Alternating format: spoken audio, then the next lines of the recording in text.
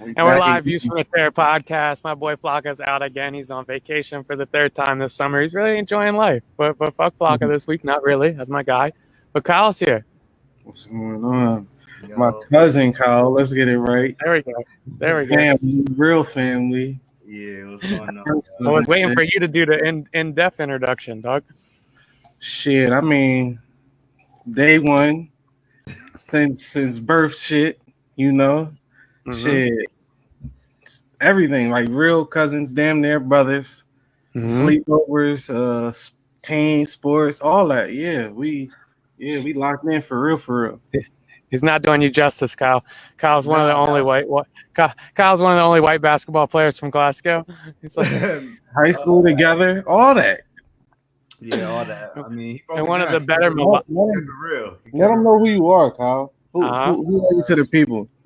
I have too many aliases, but right now it's Kyle Hilfiger from Delaware, currently living in Dago, rapper extraordinaire. You know, John's cousin today. You feel me? They'll go way back. Dill family too. So all that. Love to hear it. Love to hear it. Shit, man. What you about to say? No, I was just going to say I'm glad you deep dived into that Jared rapper a little bit because people are going to wonder what the name is. Kyle's got some good fucking tunes, dog. Kyle's got some jams. In my opinion, he doesn't put out enough music. Yeah, exactly. But that's just not consistent with there, but it's always had good. And John will share me some unreleased shit here and there, and it's always good sounding melodic shit that like you think people would kind of gravitate to. But the hardest part is just consistently putting that shit out, huh? I think I'm too critical. Honestly, I think just considering myself a hip hop head, I think like when I'm listening to my shit, I'm really putting myself up there with like is my flow good enough to go up there with, you feel me, the best people in the game. So I think that'll be my one flaw because people put out things that I think aren't good and people love it. So yeah. Isn't that the interesting shit? Or sometimes you could make a song and be a throwaway and play it to some friends and they'll be like, yo, this shit's fucking fire. Yeah, they never, nobody ever thinks my favorite songs are, it's never everybody else's favorite songs. So. Yeah, I read an article, this isn't a topic, but I read an article years back on Bryson Tiller and how he put out Don't. And he had it on SoundCloud for like 2 weeks and it had like maybe 3 comments and a couple of Johns, and he took that shit down. He's like, man, I knew that shit was fucking trash. And then one of his friends talked him into re-uploading it like 2 or 3 months later, and then that shit fucking blew. So it's interesting how we can be our biggest critic and biggest obstacle as well. Right. Pharrell said he ain't like Beautiful. That's crazy. Isn't that nuts, bro? That's one of my all-time favorite songs. I love that fucking song, yeah. It's one of the greatest songs ever, even though Snoop is so regular, and it took me to get older to realize that his bars are so regular. He spells his name in every rap, but that shit's fire, bro. You can't say that's regular, dog. That's all flow. 2 + 2 equals 4. That don't even make sense. So I'm gonna get stuff that he's saying. 2 + 2 equals 4. That's what he's saying. He's not selling the lyrics, bro. He's selling the vibe. You feel me? It's a vibe. No, it's a vibe, bro. Big Snoop fan for sure. But I like just thinking about like being in middle school. I thought he was the best rapper out. Like, you know what I mean? Same, one of them. I still think he was one of the top. But going back and on, and like obviously the bars are not there, but definitely the vibe is. I mean. Yeah, I feel like we had that conversation. Snoop's got bars, dog. Snoop has bars. I was just listening to fucking the Undercover John the other day. I'm like, yeah, he was talking some shit. We ain't talking Doggy Style. After Doggy Style. But that's where you get rich and you chill. That's 7th, 8th album on Beautiful. Yeah. He's already lived the lavish life and now he's reinventing himself to like the smooth melodic like fucking vibe. Nah, but we talking Doggy Style and then there was a gap. He didn't. Like, there was a gap like Dogfather. Cool beat. Yeah. But then he went to No Limit. I bet none of us can name a No Limit joint. He had the one fucking John. I just heard something that I didn't know was No Limit Snoop. I can't tell you, but like you know. He had this shit with I can't say the title. That ain't his song though. That was that verse. His verse hot though. His verse is hot though. The verse is hot though. Now Snoop and Hov are like the longest lasting rappers like we've ever able to still have commercial success. Yeah, it should be crazy. Yeah, and that shit's crazy because Snoop continuously grew his celebrity while like not really growing his music. That too. And that's why we love Snoop too. Yeah, he sold his personality. Yeah. Yeah, Stephen A. Smith's a racist. Tell me about it. A little backstory. A question was asked on Stephen A. show on ESPN, and the question was, "There's a Japanese player, Otani, and he's a big buzz in the baseball world." And Stephen, and the question was, "Is Otani not being an American athlete good for MLB?" And Stephen A. went on this crazy rant saying, "Nah."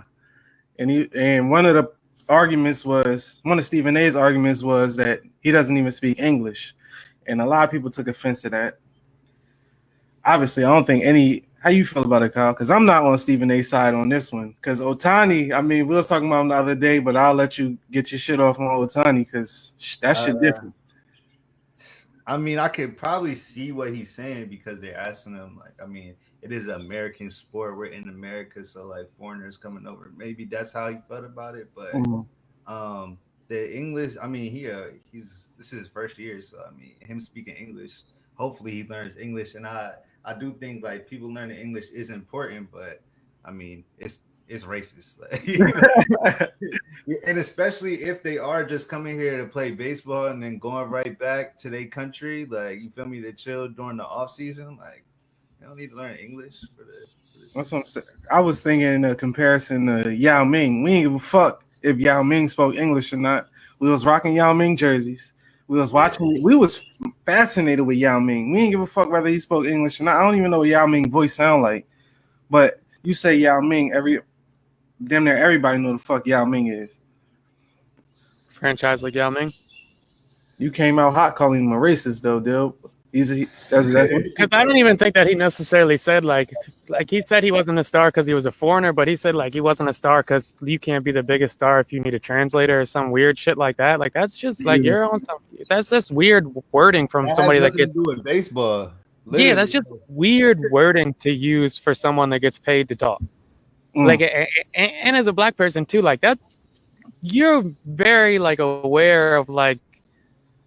What times we are as like racial sensitivity and how like you just saw Rachel Nichols get fucking flamed for this shit, and like do you not think that applies because he's Asian and people wouldn't like it's like, oh, he's just Asian, like we can do that, like that's just a wild thing to say. And it's like, yeah, is he a rookie? Is this his first year? I just heard about him this year. Yeah, his first year in MLB. I don't watch baseball at all. I know who the fuck he is, so he's obviously a star already. Because he's pitching and hitting, and this motherfucker ain't just hitting; he's hitting fucking homers. Yeah. So it's like different. He's really different, unique in every. I mean, and Stephen A. did apologize, but then that just goes to ask the question: like, how sincere is the apology? Are you apologizing because you felt like you said something wrong, or are you apologizing because you got the backlash? And he kind of doubled down first, and then he like circled back and apologized, like, "Oh shit, I'm not gonna win this one." Like one of those. Like, he was like, "Yeah, I don't see the problem." Blah. Oh yeah, I was kind of wilding. Like, yeah, bro, you were kind of wilding, dog. That's a good point with Yao Ming, dog. We all thought Yao Ming was a fucking star. We all wanted his jerseys and shit. Like people loved Yao Ming, dog. And not only did we love Yao Ming, he brung basketball over to China. It's like this fucking second biggest market for him. I didn't even know the boy couldn't speak English. Me neither. Because like, what baseball player do you even know who speaks? Yeah, it's like, none of who's them. The personality? Yeah, most of them. Who's the personality in baseball? I know they got the Vlad Jr. boy. I see them talk about all the time, but I don't be like hearing funny clips from him or nothing. I just know he's nice.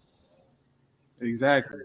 Because they all speak Spanish. Yeah, I mean, you got Acuna, Tatis over in Dago with you.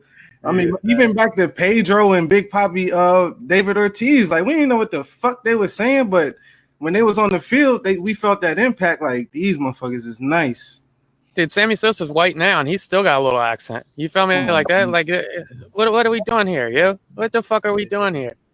Yeah, I would. And it was a good. I never would have known he didn't talk for real. I never would have known he wouldn't talk. If and you thinking the comment is just unnecessary. Yeah, you freaky dog. Like basically, just a freaky ass like take on like a rising star that's a rookie. Like, dog, and if anything, baseball's a dying sport. Why wouldn't you want to be as inclusive as possible? I don't know like how that it's still going. Like, and then even more like Ichiro. We fucked with Ichiro. I've never fucked with Ichiro. Like, I can't tell you what he sounds like. Fuck no. None of them. I don't know what Barry. I don't know what the American. I don't know what Mike Trout sound like. I don't know what Mookie Betts sound like. That's but I don't watch baseball, so but I know that all those people you named, I don't know what they sound like. Hell yeah, no. I don't want to just assume Ichiro doesn't speak English because he's Asian, but I for sure have never heard him talk. Yeah, that's what I'm saying. I've never heard Ichiro talk. In all the years that I know who the fuck Ichiro is. I know who the fuck Ichiro is, that's for sure. Right. If anything, baseball seems like the most foreign American sport, like as far as players, like. Yeah, I mean, I don't know if that's a promoting issue or I don't, because I mean, they gotta have some type of personality, but I don't know what the issue is in promoting their personalities. The way I think about it is like jihad baseball, like. Yeah. Did anybody care about jihad baseball? Like, yeah, it's a lot of sports in Delaware where, like, if you can't play the sport you want to play, there's like a few fallback sports you can play. You feel like to be part of a team. I told my sister when she was going into high school, I'm like, field hockey, you'll get on the team. Not even an athlete at all. Like, you'll be on the team. Trust me. Go out there. Field hockey. I remember I was going into tryouts for Penn, and they had an auditorium like meeting beforehand to go over like physicals and conditioning starts and whatnot. And the coach right off the rip said, there's probably like 100. That was a big-ass school, so it's like 100 kids in the fucking meeting. And the coach was right off the rip, yo, there's 100 kids in this bitch. All three teams combined gonna have 30 fucking kids on here. But you go to a sport like lacrosse, it's fucking like 80 fucking spots on that bitch. It's the fastest growing sport in the country. There's a bunch of D2, D1 scholarships available. And some of you got kids might be athletic, but just not good enough to play on the team. Go to that fucking shit. And I was like, damn, that's an interesting take for a coach to have, but I fuck with shit like that. Right. Like, bro, just because you're not great at one sport doesn't mean you can't still get the team aspect and like have opportunities and shit for you. If I get more playing time. Yeah, you get your uni and all. You're going to really feel good. You're going to get your varsity and everything. Make your lifelong friends and all that shit. And not a topic, but randomly I was talking to my buddies this weekend and shit, and we was talking about like Rachel Nichols and whatnot. And motherfucking... Do you guys remember Rob Parker, what he said about RG3? No. Watch that clip now. The fuck you say? Rob Parker was like, he was calling him he basically was talking about RG3, and they were kind of like talking about like, is he like RG3 came out back then and was like, basically, I don't want to be known as the best black quarterback. What? Yeah, so and so like I want to be known as the best quarterback. Okay. Yeah. And like it was Skip, Stephen A, and Rob Parker. And Rob was like, they're like asking him how he feels and shit. And Rob's like, well, like, obviously nobody goes out there to be like the best black quarterback and shit. But he was like, a lot of us in the community is kind of wondering like how RG3 is anyway. Because, like he kind of talks funny and like, is he really with us? Like he's got a white wife, blah, blah. And they like, what do you mean, dog? And he was like, is he a brother or a cornball brother? And this Rob, and then I just go look at Rob Parker first off. Don't look at who the fuck Rob Parker is. Talk though. That's a fact. That is Rob Parker the fuck out and of that's there. The thing about Stephen A. It's like everybody has their little.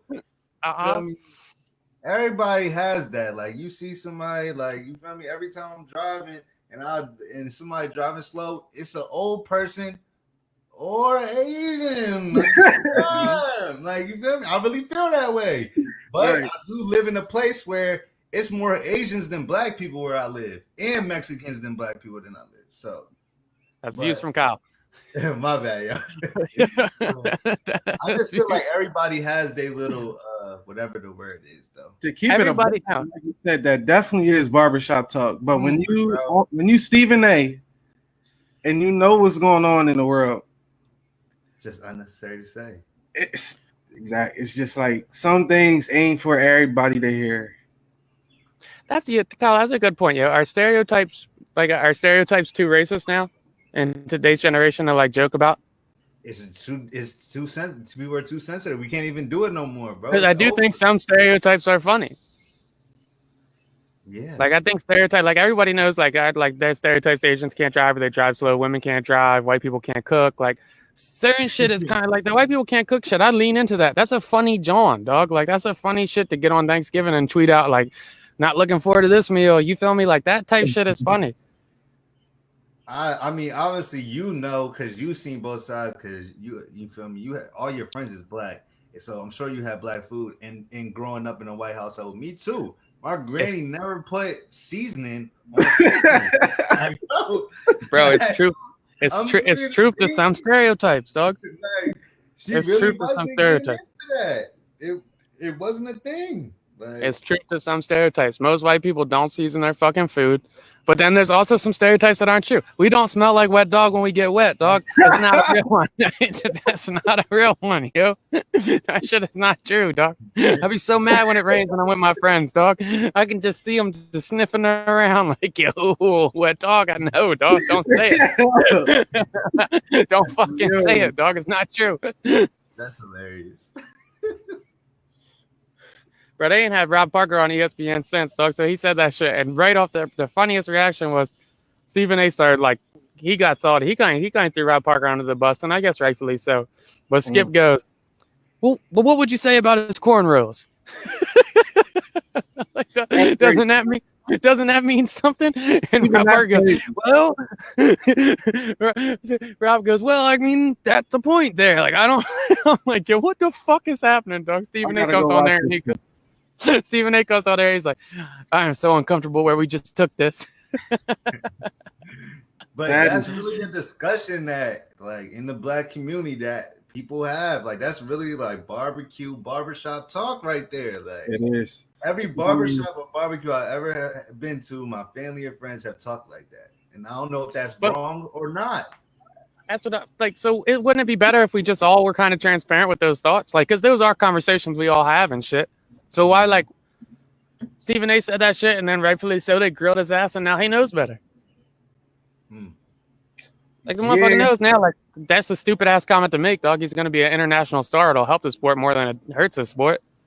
Yeah, honestly, I don't think Stephen A. even really knows Ohtani's impact on the game, because this is another thing with, like, sports talk shows. Like, they'll have people talking about topics that they don't know shit about. Stephen A., you the hoop guy. Max, you the boxing dude. Shannon, you the football dude. Skip, you a basketball writer.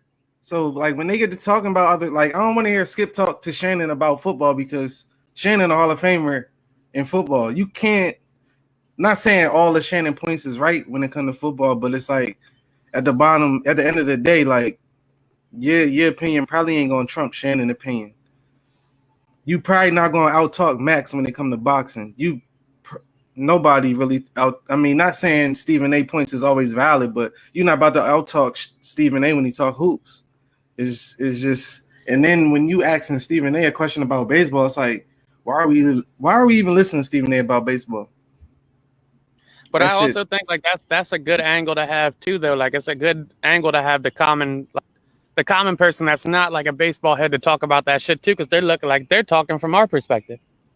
Yeah, but I think they also influencing opinions. Like, people will take a Stephen A. opinion and use it as theirs, just because he's on the same way people do in the barbershop, I guess. Yeah, but reiterate content. Yeah, but you talking to millions every day. Now you got people like, yeah, Ohtani shouldn't be the face of baseball. He don't even speak English. When it's like, nah, this motherfucker is pitching and hitting home runs. In the home run derby. And he's in the home run derby. A fucking pitcher in the home run derby. That's some, who knows who the fuck. He's on some Babe Ruth shit. Like, yeah, basically, yeah. So is that racist to say? The Stephen A's comment? Mm-hmm. I ain't gonna say it's racist. I'll say more so just uninformed on Ohtani impact, because everybody was hyped to see this man in the damn home run derby. Like, damn, let's see how nice he really is. And this motherfucker hitting balls out the park, like literally out the park, like not in the stands. He hitting that shit out the fucking park, in the parking lot type shit. And that's the type of shit people want to see. That's the type of shit that's going to make people go, oh, Otani in town, I'm gonna go see this. I gotta see this dude. Yeah, I gotta go see this. It's a once in a lifetime, John. I Yeah, you think athletes get like? Go ahead. Go ahead. Nah, I said I say, know if he play the Phillies, I'm gonna go see him. But go ahead. Mm-hmm. Wasn't on the topic list, but I was just freestyling this. You think like athletes get like too rich and too comfortable, and then they kind of lose their edge, like the dominant ones? No, I mean, you got an example? I was just watching the Conor fight, and obviously his leg broke in half, so it's like kind of like inconclusive. But like he was kind of getting his ass. He was kind of getting his ass whooped in the beginning of the round, though. He been getting beat though lately, right? Mm-hmm. He got beat the last 2 times. Yeah, so it's like him. Nah, I mean, maybe in that sense because now he's like he got the Floyd Mayweather talk game, but he ain't got the Floyd Mayweather fight game. And like if I was in the UFC and my first 8 fights I made or my last 5 fights I made fucking 85 mil, and then I box Floyd and I get 100. Yeah, I'm not dying to get back in the octagon anyway, Doug. Nah, can't nobody really tell you shit. Everything about a payday at that point. Yeah, I got my own whiskey and shit. I'm like a celebrity superstar at that point. One of the best shit talkers ever, though. Fight. Celebrity relationships, or you guys want to go Dipset locks? Dipset locks might be an argument, but let's all right, let's do the celebrity jump. Yeah, exactly. I like that. All right, so is people looking at celebrity couples as inspiration weird? I don't know if it's weird, but I think it's more unrealistic than it is weird. Mm-hmm.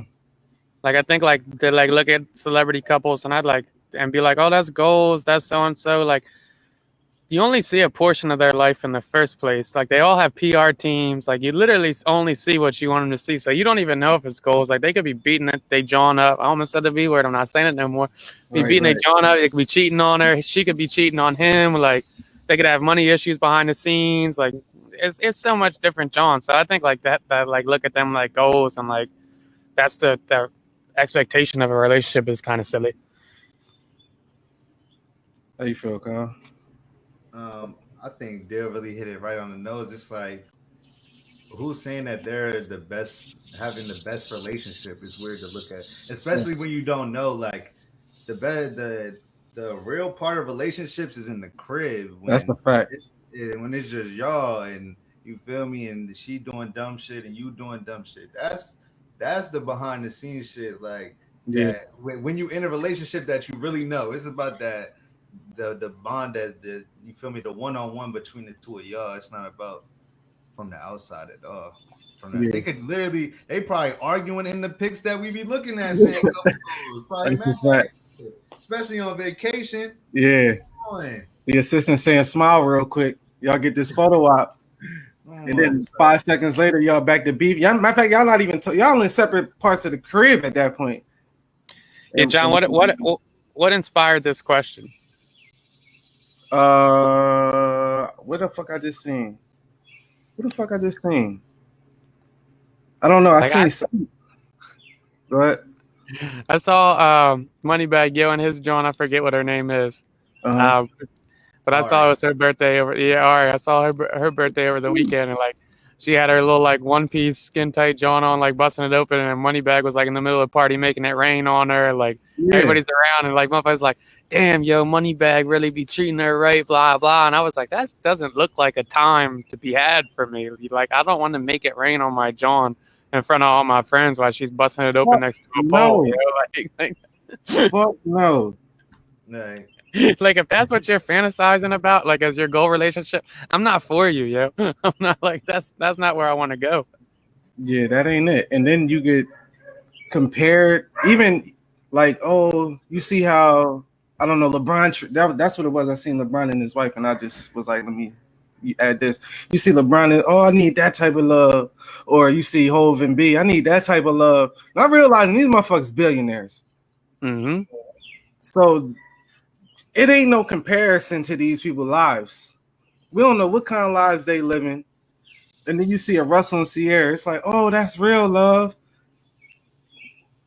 From what standard?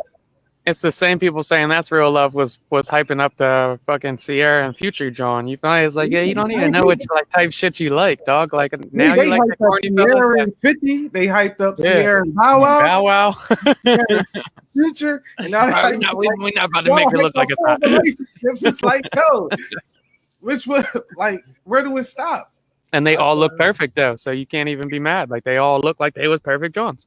I play around with my John all the time because obviously Beyonce is like the queen to her, and when me and her joke around, she like, yo, if you cheat, I'm out. Like she on that type time. I'm like, be stayed. Exactly. You feel me though? Like exactly. Exactly. Better than Beyonce. That's goals, right? But that's goals. Right, that's goals. Like all the celebrity those are the worst relationships. Honestly, Russell and Sierra is the only one that kind of make me think like they got something good. Like it seemed like, you feel me? I know Russell a good guy. Like it looks healthy. Yeah. We're going against everything we just said, but it does look really healthy. But I'm saying that's the only one though. Like, right. We don't post that stuff like relationship goals. Like we're against that, but I'm saying that is the only one because we know Russell. Like we feel like we know. Yeah, Russell, he saved himself for marriage. Yeah. he had them praying before sex, so hey, buddy, on a different level. If Sierra's the first John Russ hit, that's a win. I don't care how long you save yourself, dog. Yeah, he's lit. That's one puss I'll try and stay with my whole life, dog. You definitely got to deal with that one. The relationship shit with the celebrity goals kind of reminds me to like expectation goals on social media, and I always get like a kick out of like when it goes viral every like 3 months where they're like, yo, don't take me on a date unless like you can spend $800 for the dinner and shit. It's like, yo, you know how many, like, do you know the average income for people? Do you understand? Like, yo, it's really basic math and numbers. Yo, like, do you realize the average median household income is $60,000 and that's a combined household income? Do you realize that there's only probably like 1 out of 15 guys that you meet that could afford to blow $800 a night? It's real numbers. Like, you're like every date you talking about, you meet somebody, you go on a date with them 1 week, then you want to double back the next week. You expecting him to blow $2,000 in a month on dates? Yeah, you gonna make him broke, and then you gonna leave him like, oh no, he broke, but he just blew $2,000 on you. Or you're gonna get stuck into a lifestyle that you guys can't afford. Yeah. Trying to live up to social media. Mm-hmm. Social media and relationships don't mix. Nah, honestly, Twitter, like seeing females, at least ones that I follow on Twitter, tweet about like relationships and like how much dudes should pay for them. I'm like, yo, you bugging. especially if we break up. Like, what are the chances this is really going to work out? Exactly. Especially these Twitter Johns. Like, come on. It's always the John.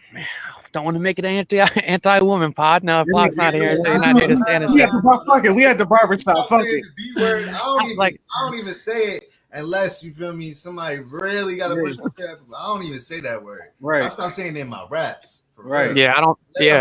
Same word. That's what I'm trying to tell Bill. Unless I'm talking about a man. That's the only time I say it. Yeah, same. I don't say none of that shit no more, dog. I'm a week clean. A week clean of that shit. Yeah. But it's mad interesting that like it's always the Johns or even the guys that are like preaching on like how you're supposed to treat somebody and like what the expectation is, and they're single. Mm-hmm. Or it's the John like they're single. You're single. You're single, girl.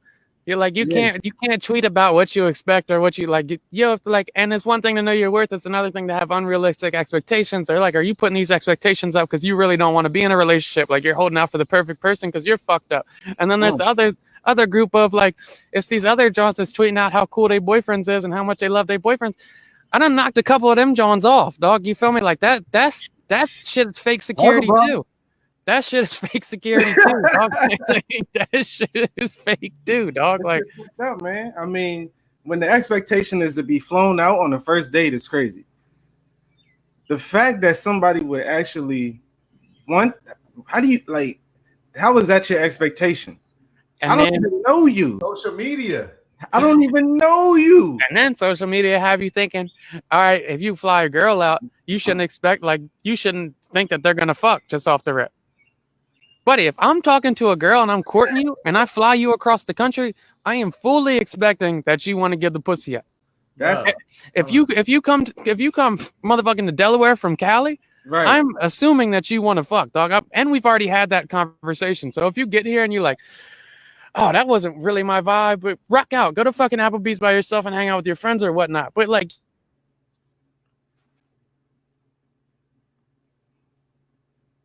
yeah, I think he froze. But yeah, man, that expectation right there is wild. That expectation right there is wild, man. And I mean, it might be wrong for us to expect that, but at that point, it's like, yeah, I definitely just flew you the fuck out here. So yeah, I'm gonna just leave it at that. And I'm not, and to clarify, I'm not saying that you owe me the puss because I flew you out. Right. But I am saying that I expect that you want to fuck. For sure. I'm saying if I spend a certain amount of money, I'm saying that. If I spend a certain amount of money, come on. Come on. We're grown. We are. We're grown. It's one of the more interesting shits. Yeah, it's just what, like, I don't get it. I don't get the whole, like, it's like, yo, like, I don't know where people expect to find these people that, like, yo, have this. Not only do you want someone to have an unlimited income, that's cool, but you want someone to have an unlimited income, then you want someone to have unlimited affection and unlimited time to give to you. Yeah. So you want somebody that's rich, full of free time, and full of energy. And none of that shit add up. Where the fuck? I'm not Iron Man, bitch. What the fuck? I'm like, yo, what the fuck is? What are we doing here, yo?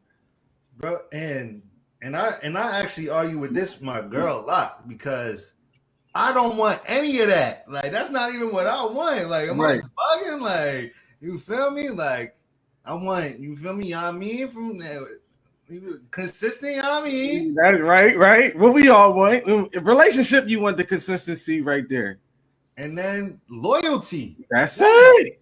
Like, loyalty, don't be in nobody DMs, don't be, you feel me? Like, that's my not nothing money wise. Like, as we say this though, do guys have unrealistic expectations of girls? I don't think we do, because I mean, Kyle just put it out there. What we asked for, loyalty, consistent puss, sex. What else is we really asking for? We not asking them to spend money on us. Not really, no. We really not asking them to cook, even though it would be nice if y'all do. Dude, we're gender equality on this pod, dog. Everybody cooks. Everybody cooks and cleans. Everybody cooks and cleans. Yeah, I mean, we not really.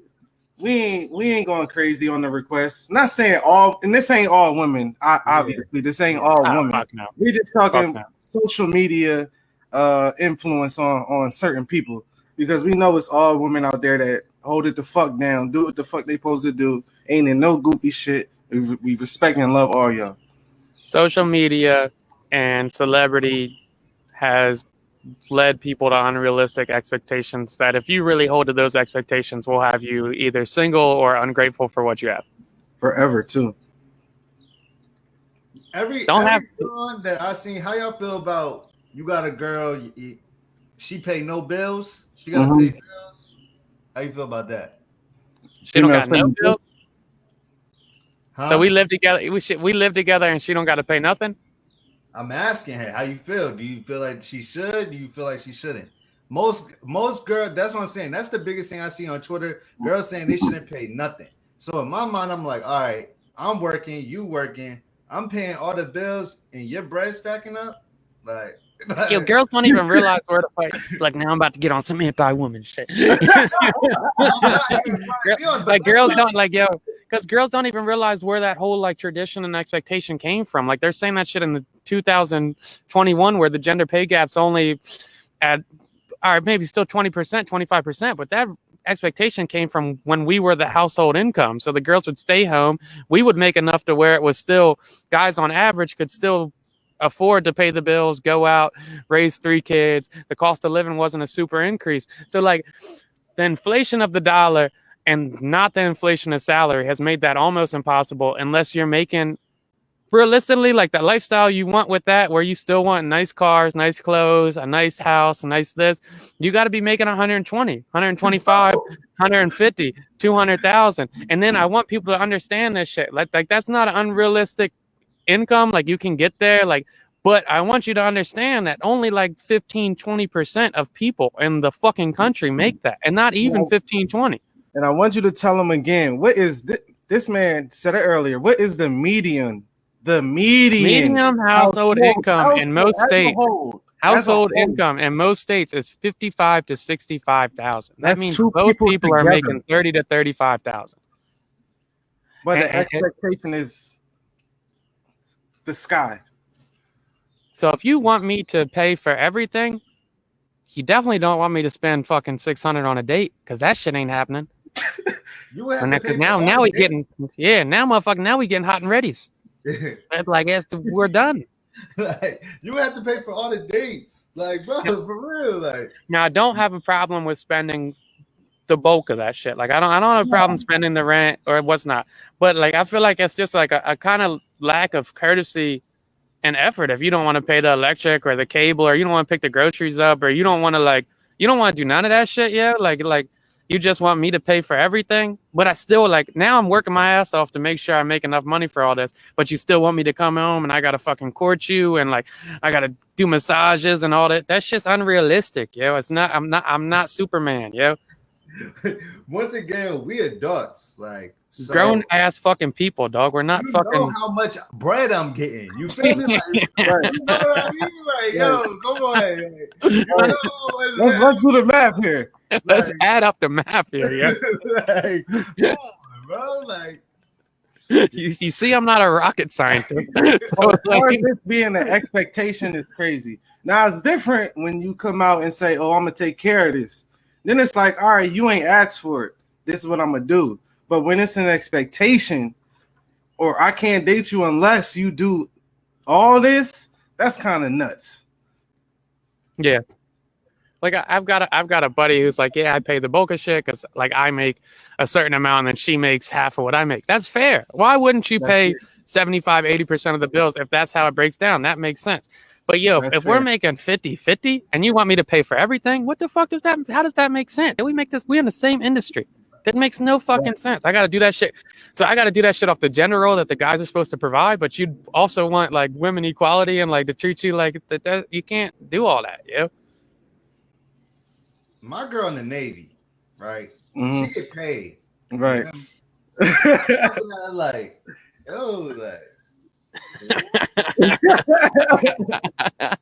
Bro, she get you feel me? Not trying to put her out. She get at least 60, a decent 60 after tax. So after taxes a year. And California taxes are fucking nuts. So according to Twitter with that though, even if she makes more than you, you should still be paying everything. I should be paying everything. I should be paying it. That doesn't make any sense though. What the fuck is and then she leaves me oh, what the hell?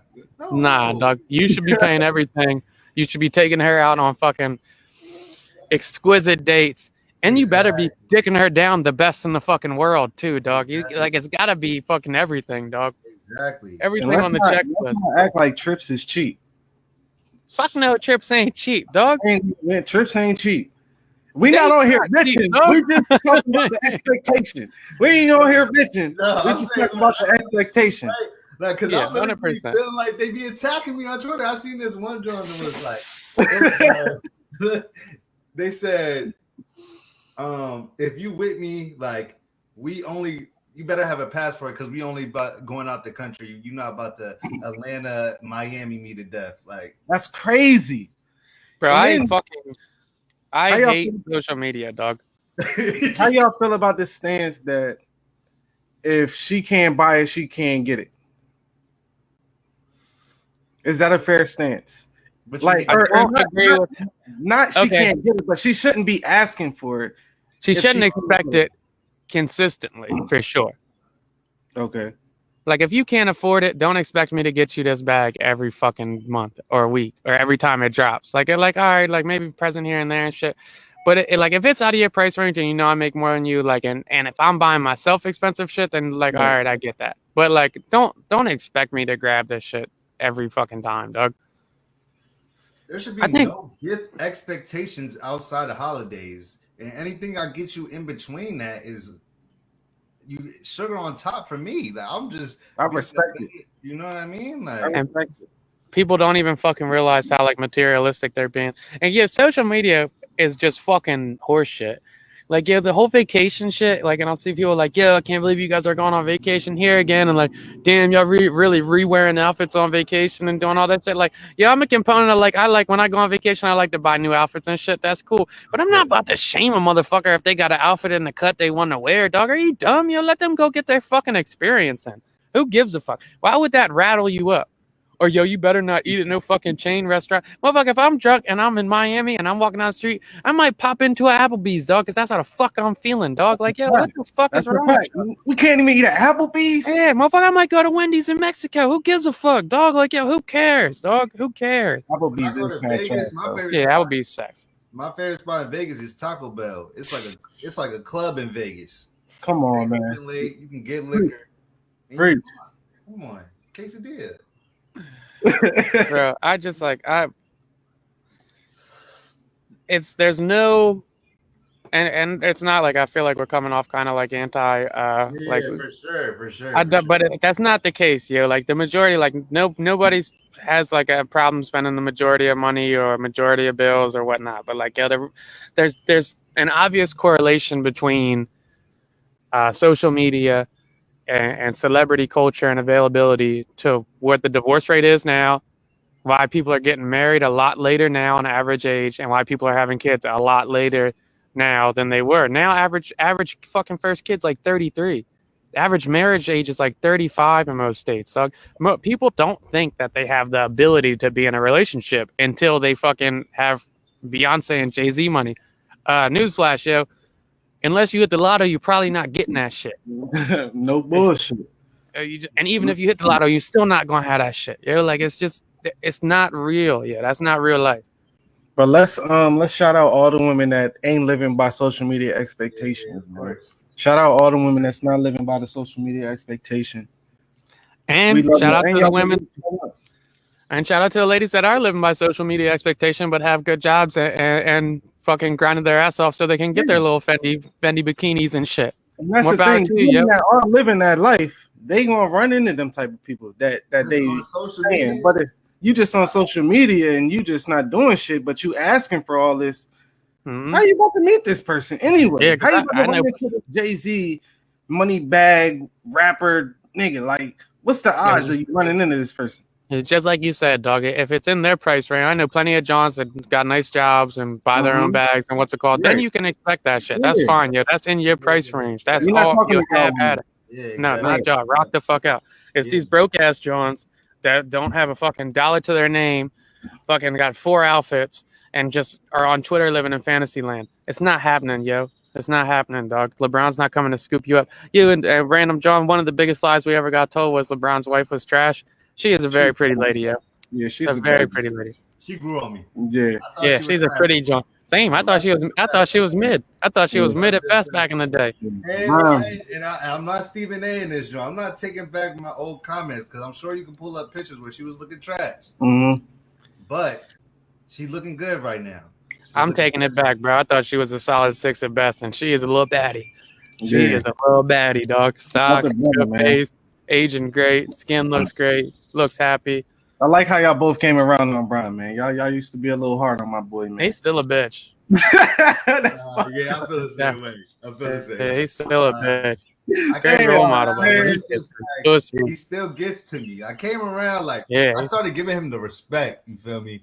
But as game wise, I just don't like how his antics on the court, bro. I just don't like it. I don't like how his mannerism on the court, bro. Dang. Rob Parker. He's a great player, though. No love for Brian, man. One of the greatest. He's a great player. He's just a cornball. He cries too much. His game's kind of stiff. He's really got no swag to him. He's got no swag to him off the court. He kind of backtracks the comments. It's just his game is stiff. That is stiff. It's stiff. He stands straight up when he dribbles. I mean, his dribble is. So we gonna call his. I mean, not to make this a basketball podcast because we about to move on to the next topic. But stiff is Giannis. We're not gonna put Bron in the Giannis category. Yes, I think Giannis might be more fluid than Brown, honestly. This is blasphemy. We going to the next topic. We talking about the Locks versus Dipset in the verses. Who y'all taking? I could knock my opinion out real quick because I don't know shit about the Locks. I might know 5 Lock songs, so Dipset easy. I don't even understand how this is a competition for real. Damn, really? I like rap, bro. Like, I understand their Style P songs and Jadakiss songs. They got their Locks, and like the hard hip hop fans really fuck with the Locks, and they had a cool movement. And we're the Northeast. Dipset's a fucking like global icon. It's not even close. You think it's a wash? It's a wash, dog. Sheesh. It's a wash for the majority outside of the Northeast. It's a fucking wash, dog. A wash? Easy way. All Easy about wash. the Benjamins? That's one. That's one. Reservoir Dogs? That's not one.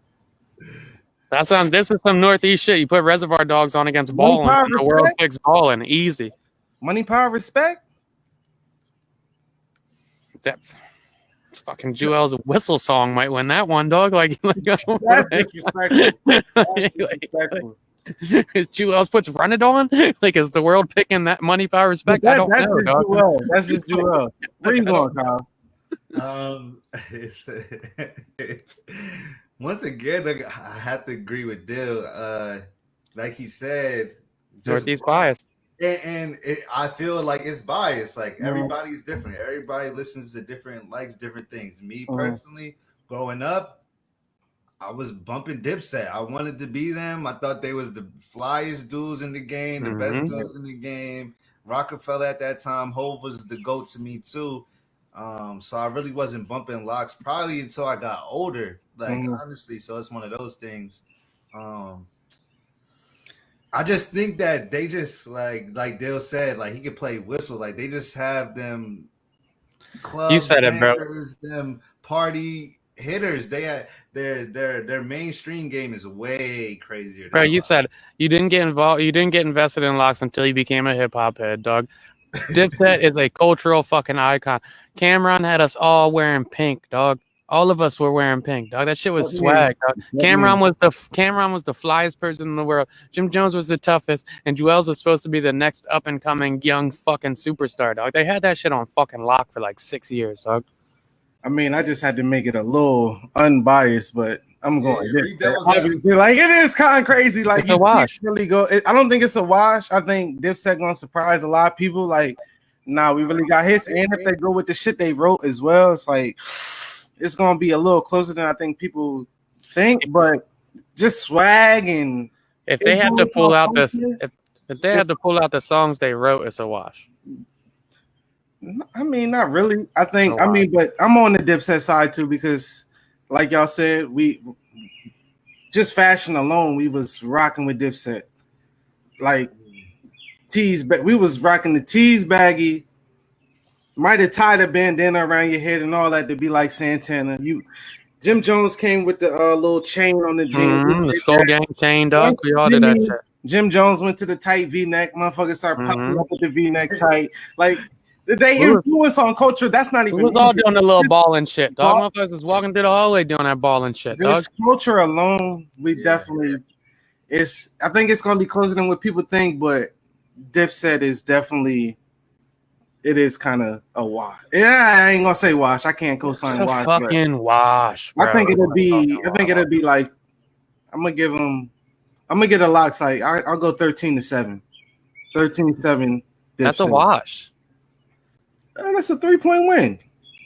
13-7. That's a wash, dog. I think. Nah, I don't even want to say it. Never mind. It's like if we were to get, if we were making the argument, who's the better rapping group? That's what I was. That's a debate, and that's a debate the Locks probably win. But who's got the better catalog, and who's got the bigger like popular catalog? Dipset, easy. Yeah, if you broke them down individually, the Locks have better rappers. Like, for sure. Yeah, I mean, I can't wait for it. I think it's going to be one of the best ones. And they doing it in Madison Square Garden. New York is going to be on fucking fire. That's one I'm definitely going to make sure I'm watching that. Because I haven't watched the last couple verses. Yeah, that is cool. Really haven't been into them. But this one right here is going to be something special. You ain't watched the Bow Wow Soldier? I caught that off the YouTube. I was fast forwarding through it. Bow Wow. Who won that one? Bow Wow, I'm pretty sure. Bow Wow. I think I've seen a couple soldiers. I did. Okay, I think I read Complex had Bow Wow. Oh, okay. But Soldier played Make It Clap 4 times. Who gives a fuck, right? Like, wow, yeah, he snapped for that. And he played a little Romeo song.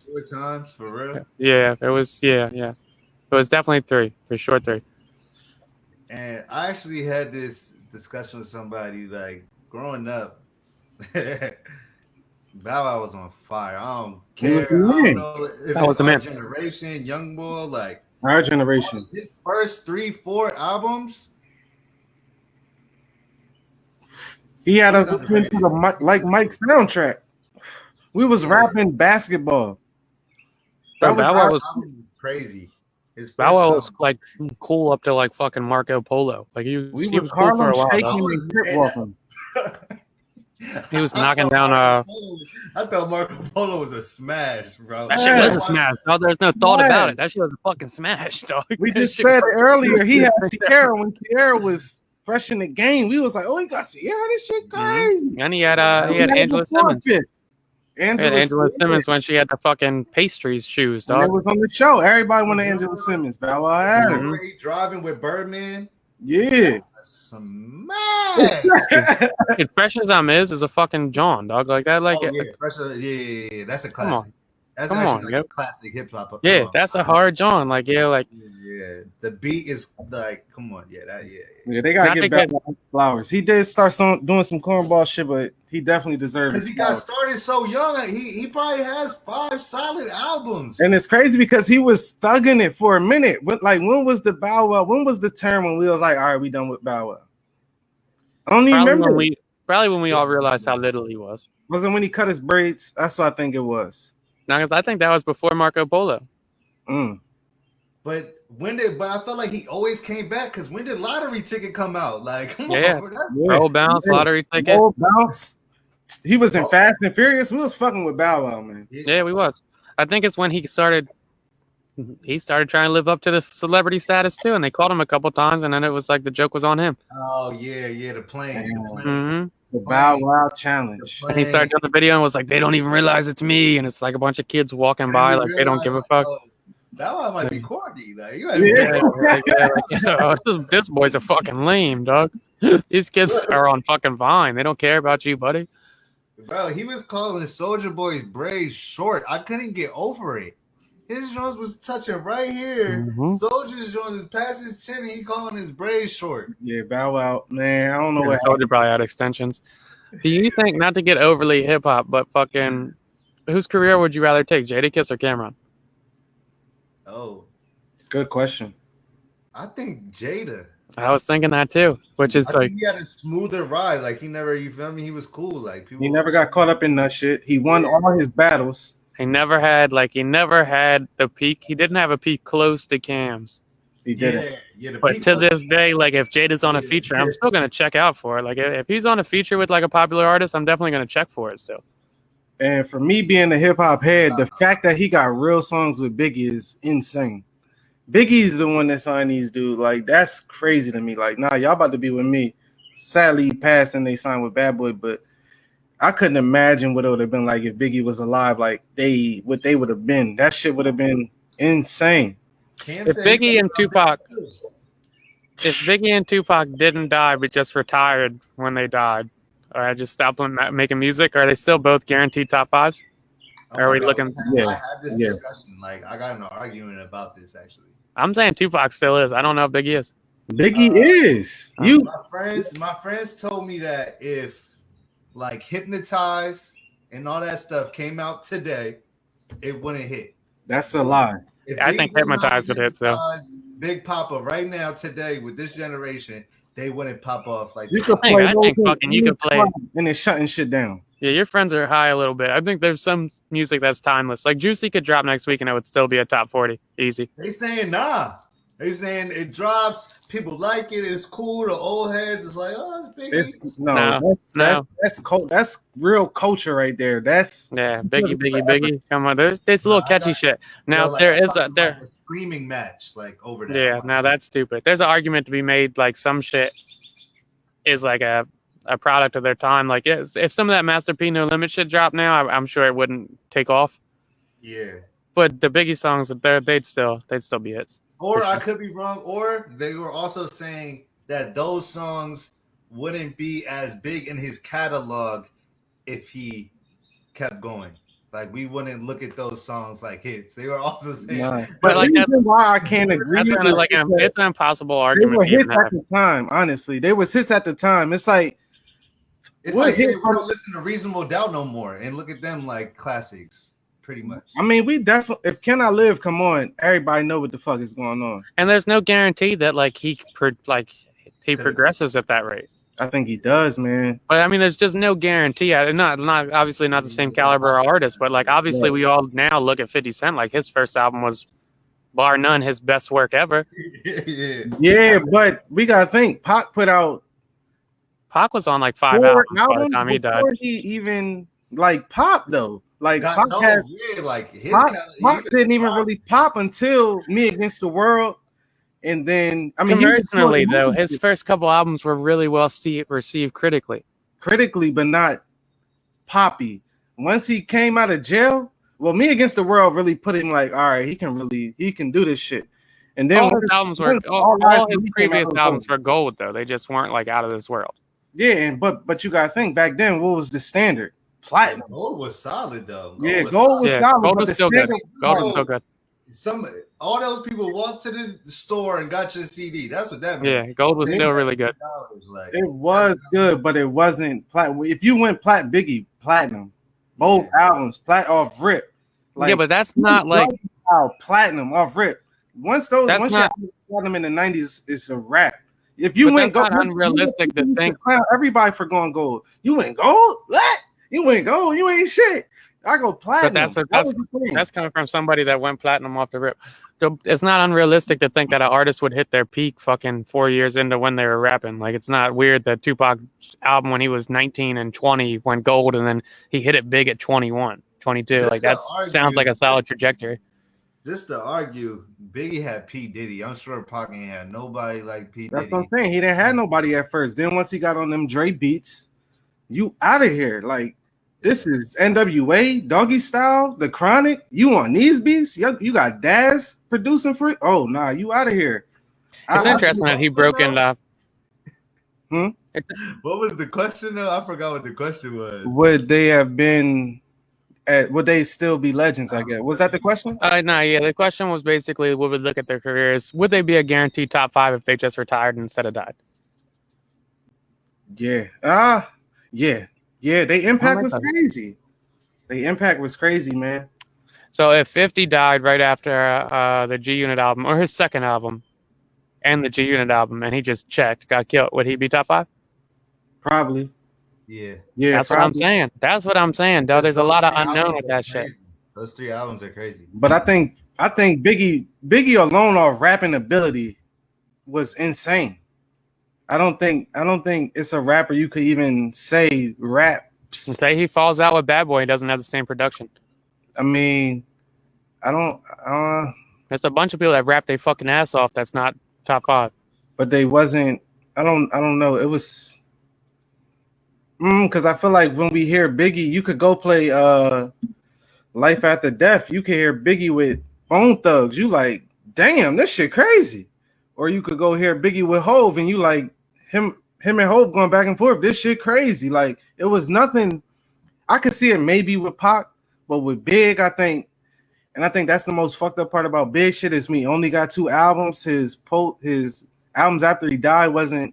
He had songs on there. Not saying he ain't had shit on there, but it wasn't the same. It was just like, damn, we needed to hear Big like keep going. 100%.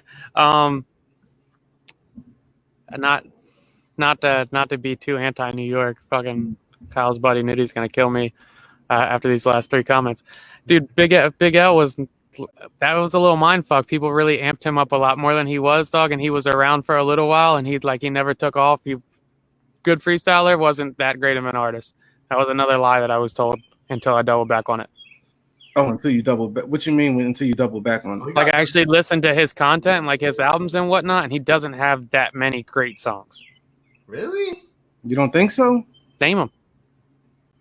See, when you say name them, that's kind of crazy. But six, I mean, you gotta think. First off, you gotta put shit in context, the era, because we can't grade them off of hearing a Pharrell beat or a Timbaland because they ain't had them yet. I came up hearing that little freestyle and everybody basically saying if he didn't die, he was gonna be legendary and he would have been one of the best and blah blah. And I realized like he's got an album or two, and I'm like, yeah, like I'm listening to it and I'm like, all right, it's some good songs on here, and there's definitely a few bangers and whatnot, but like it's like I don't even know if I think he only had one album, and I think and it wasn't great. But that's what I'm saying. You could say that's what I'm saying with Pac. Pac first album, it's cool. You're not about to. I don't know. I think you're kind of underselling Tupac's first album. No, I'm not. I'm really not. Because Pac, Kyle, did I grow up on this nigga Pac? Oh yeah. I grew up on this nigga Pac. That's all Pops played with Pac.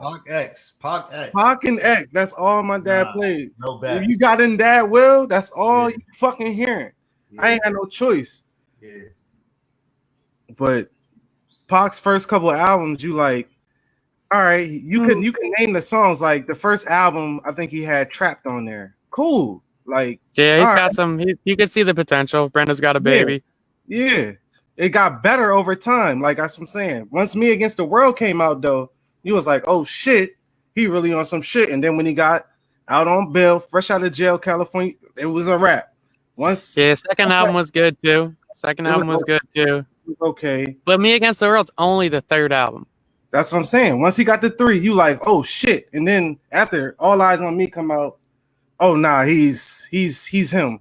And then even the Don Illuminati and Are You Still Down, the 2 albums after he died, you like, what the fuck? This shit would have been nuts. Because Don Illuminati, to me, might be the most one of the most albums of all time. All Eyes on Me is impeccable. All Eyes on Me intro was Ambitions as a Riot. I was gonna say All Eyes on Me might be one of the better albums ever. The intro was Ambitions as a Riot. Me and Kyle was talking about this the other day. Is that the greatest? One of the greatest. We was debating. Damn, this should turn into a hip hop podcast. But greatest intros of all time. And Ambitions of a Riot, it was like, yo, that was an intro, bro. Like that was an intro to it. Imagine putting on the album here. You like, oh, this shit crazy. Like, yeah, and if you're tuning in, this isn't a hip hop pod. We bashed girls for 45 minutes earlier. You just missed out. You missed all that shit. Yeah, you missed out on the women bashing for 40 fucking minutes. That was wild. Yeah, we got up out of there quick. 100%. You guys want to touch on something before we take a little intermission? Yeah, what you want to do? Therapy cards. Obviously, we'll wait there. I want to talk about overdose hitting a record high in 2020. Let's go there. 93,000 people died from overdoses in 2020. Do you think the pandemic has something to do with that? I think they said that was going to happen. A lot of the argument on like the lockdowns and whatnot was basically the conservative argument, which I didn't necessarily agree with, but there was stats to this that people isolated, people are going to be a lot more mentally depressed and a lot more mentally exhausted, and the suicides increased, and they said overdoses were going to increase in both apps. It's fucked up, man. 93,000, that's a lot of fucking people. That's this year? 2020, yeah. Last year. I would have thought it was more than 93,000. Overdose? I don't think people, I mean, maybe, I don't know. That should put it in context then, because like 60,000 or 600,000 people died from COVID. Yeah, that shit sound crazy right now. You said it was up 20%. So yeah, it might be more than that. The whole overdose shit is like, all right, like we all know, like the opioid epidemic is crazy. Everybody knows it. Every generation's got a crazy amount of like addiction, and they find their drug of choice. All this shit's laced with fentanyl right now, yo.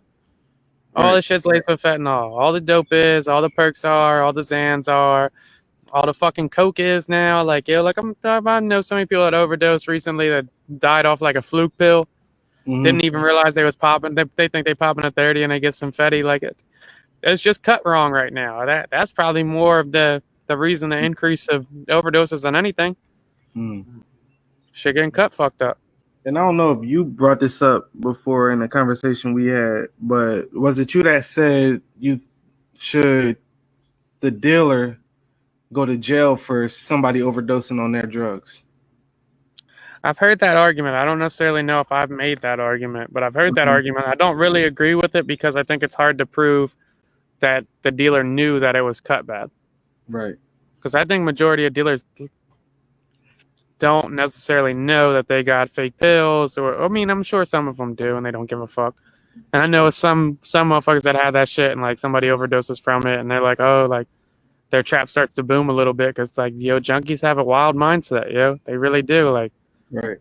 Before everybody realized that meant the shit was cut with fentanyl, they just thought it was super strong, and then they can manage their dosage and get a crazy high. So I mean, I just think it's really hard to prove that dealers know like it's gonna kill them. So I'm a big adamant on like victimless crimes, dog. Like I don't think it should be illegal to sell drugs. If you want to do them. Go for it. Yeah, be a lot of empty jails. It's hard to justify being able to sell nicotine and let me kill myself with Capones and people kill themselves with tobacco, but like I can't buy a perk. Yeah, I can go to the liquor store and drink myself to death, get in the car and fucking bang out, but I can't buy some dope if I want to get high, or I can't fucking go buy some pussy. Like that type shit's victimless crime. So you want to sell, you want to buy shit, go for it. Yeah. I mean, somebody gonna sell it at the end of the day. But yeah, that shit touching on COVID, it had to be an effect of COVID. I think drug uses might have went up with COVID. So with that going up, I think that definitely got definitely something to do with it. I mean, I wasn't trying no new drugs over quarantine, but shit fucked up. Yeah, I wasn't getting high like that over quarantine. I definitely wasn't fucking with no perks or nothing. I think one of the things, I mean, obviously it could have been a lot of things. The fentanyl, I know that is actually getting crazy. Like, I know that's a big thing. Fentanyl's nuts, bro. But everybody got money though. Like, even the junkies on the corner, like they got that 1,200. You feel me? And they got another whatever we got 1,800.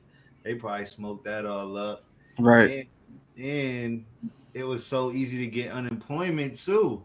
So they was probably getting that money as well. Now they're getting paid like that's us. A good point. Yeah. You know what I mean? And that's a good fucking point, actually. They're getting paid more than us. They're just sitting in the crib, just getting fucking high. My man's was so up, that motherfucker was. Yeah, when you can pay off $2,400 a month, that's crazy. Yeah, because I see it like where I used to work at. Like, you feel me? Like I used to leave work and it would be a junkie in the middle of the road, stopping traffic, throwing stuff on the highway. Like, I really, you know what I mean? Even y'all seen that too, Philly and all that. Like, for the people that don't know, Kyle does live in San Diego. How is the scene out there? Homeless population, homeless or drug addicts, like that's a solid size city out there. Like, how is it? Obviously, being from Delaware, I feel like I wasn't cultured well, so maybe it was a culture shock to me. But I know when I moved out here, they was like, "Yo, the homeless community crazy." I'm like, "What is that?" But it's crazy. But I also found out that like people move out here to be homeless, like. Their plan is to be homeless, live in Cali, and live the homeless life. Like, that's a real thing. So I mean, like, I mean, if you're going to be homeless, why would you want to be homeless in Philly when you could be homeless in somewhere that's going to be 65 degrees in winter? And you could go to the beach like a regular person every day. Probably be a surfer. Nobody even know. Hop in the little beach showers and shit. Think you a surfer, surf all day, and just ride around, do your thing, get your food. Like, I even know people that live in like houses like that by the beach where it's just like a whole apartment complex, like rats, and it's crazy. It's crazy. Yeah, but to hop off this shit real quick to take an intervention, but if you're still like, that overdose rate's fucking crazy. If you're still casually popping perks and drinking lean and fucking with Zans, and no offense to anybody listens, and posting about it and like thinking that shit's cool, They need to hear you're this. fucking like, you're really disappointing like yourself, but you're really like, that's fucked up to your family at this point, dog. Like, you're really disappointing your parents, dog. Like, there's an abundance of information that knows that none of this, like, none of your drug connects are as fucking reliable as you think. It's mad people dying every fucking week off this shit, and you still doing this shit like it's a fun hobby and it's risk free and shit. It's mad selfish. Like, it's time to grow up on that type shit. Cut it out. Message. Public service announcement. All right, we'll be back.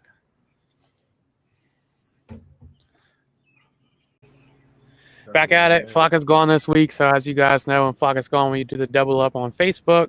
2 streams. Flocka's on vacay. Kyle's with us in case you missed the first episode. Kyle's a aspiring rapper as well as John's cousin, one of my good buds.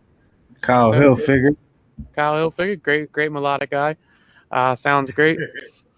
Dude, if you guys missed the first part, double back on that. We did some real women shaming, social reality, or social media expectations, relationship expectations, a few different Johns, Dipset versus Locks, all good stuff. You can hear the full episode. I'll upload it in the morning. So it'll be available Thursday this week. So check that John out. Right back to it, though. Let me take a drink. Let's get it. Is it interesting? I always say, is it interesting that our generation feels like, or maybe it's just my perception on it. Is it interesting that, or my perception may be inaccurate, does our generation have a lot more emphasis on work-life balance than you think the generation before? And if so, why do you think it's so important to us? I think we do, because I think it might even be the past couple of years because of the emphasis on mental health. And if anything, we know from looking at the generation before us how much work fucked theirs up. And it might have fucked up them raising children, or them spending more time thinking about their work, or worried about their work more than worried about what's going on in the household. So for us, I feel like we put our life first before we put what work expects from us. And if I'm wrong, I'm wrong, but that's how I feel about the situation. So me? I mean, I can interject. I do think, like, I think it's really interesting that, like, because I'm with you on that, John. I feel like the generation above us, I think we saw our parents work extremely hard. And I think we saw our parents kind of like bitch about their jobs, and it like really sucked the life out of them. And just for years down the line, as we become adults and we start talking to them, it's like adult conversations, you kind of get the recurring theme of what they wish they didn't do. They wish they would have spent more time at the baseball games or the basketball games, or would have took that Friday off here and there to take you to the theme park or do all this stuff. And you're like, I'm not going to make those same mistakes. But it is also interesting that they'll look at us with the same kind of like, do we have the work? We don't have the work ethic that they had too. So it's like a conundrum of what the fuck, you know? Right. I think as a generation, we just more like, or the new generation is more self-aware. Like, we're like, you know, we question things. Even like, it's like, who decided that you got to work 9 to 5, 5 days a week? Like, you know what I mean? Like, come on. Or that the days we have off and stuff like that. So I think we just have we're just more self-aware, and we're like, and even my dad, like you said, my dad actually talked to me about that. Like, he saw his friend pass, and he's like, oh, his friends work hard, have these hard working jobs their whole life, and it's like, bro, like, that's not enjoying life. You know what I mean? That shit's interesting though. We, like, our generation is kind of like, yeah, we might work 40 hours a week, but we're not guaranteed to take the overtime if it's presented. Or you feel me? Like, we're not going to jump at it. Like, it's not a requirement to go above and beyond. The big difference is, like, yeah, I think our shit is life first. Like, it's not like, I'm not about to kill myself for my fucking job. I'm not going to do it. Yeah, this shit's not going to make me miserable. I'm not gonna be unhappy. I'm not gonna go into the weekend like, damn, I had a bad work week, so now this shit's gonna fuck my weekend. I refuse to do that shit. Yeah, we could all fucking check tomorrow. Like, it's just not worth it. Yeah, it's just not worth it.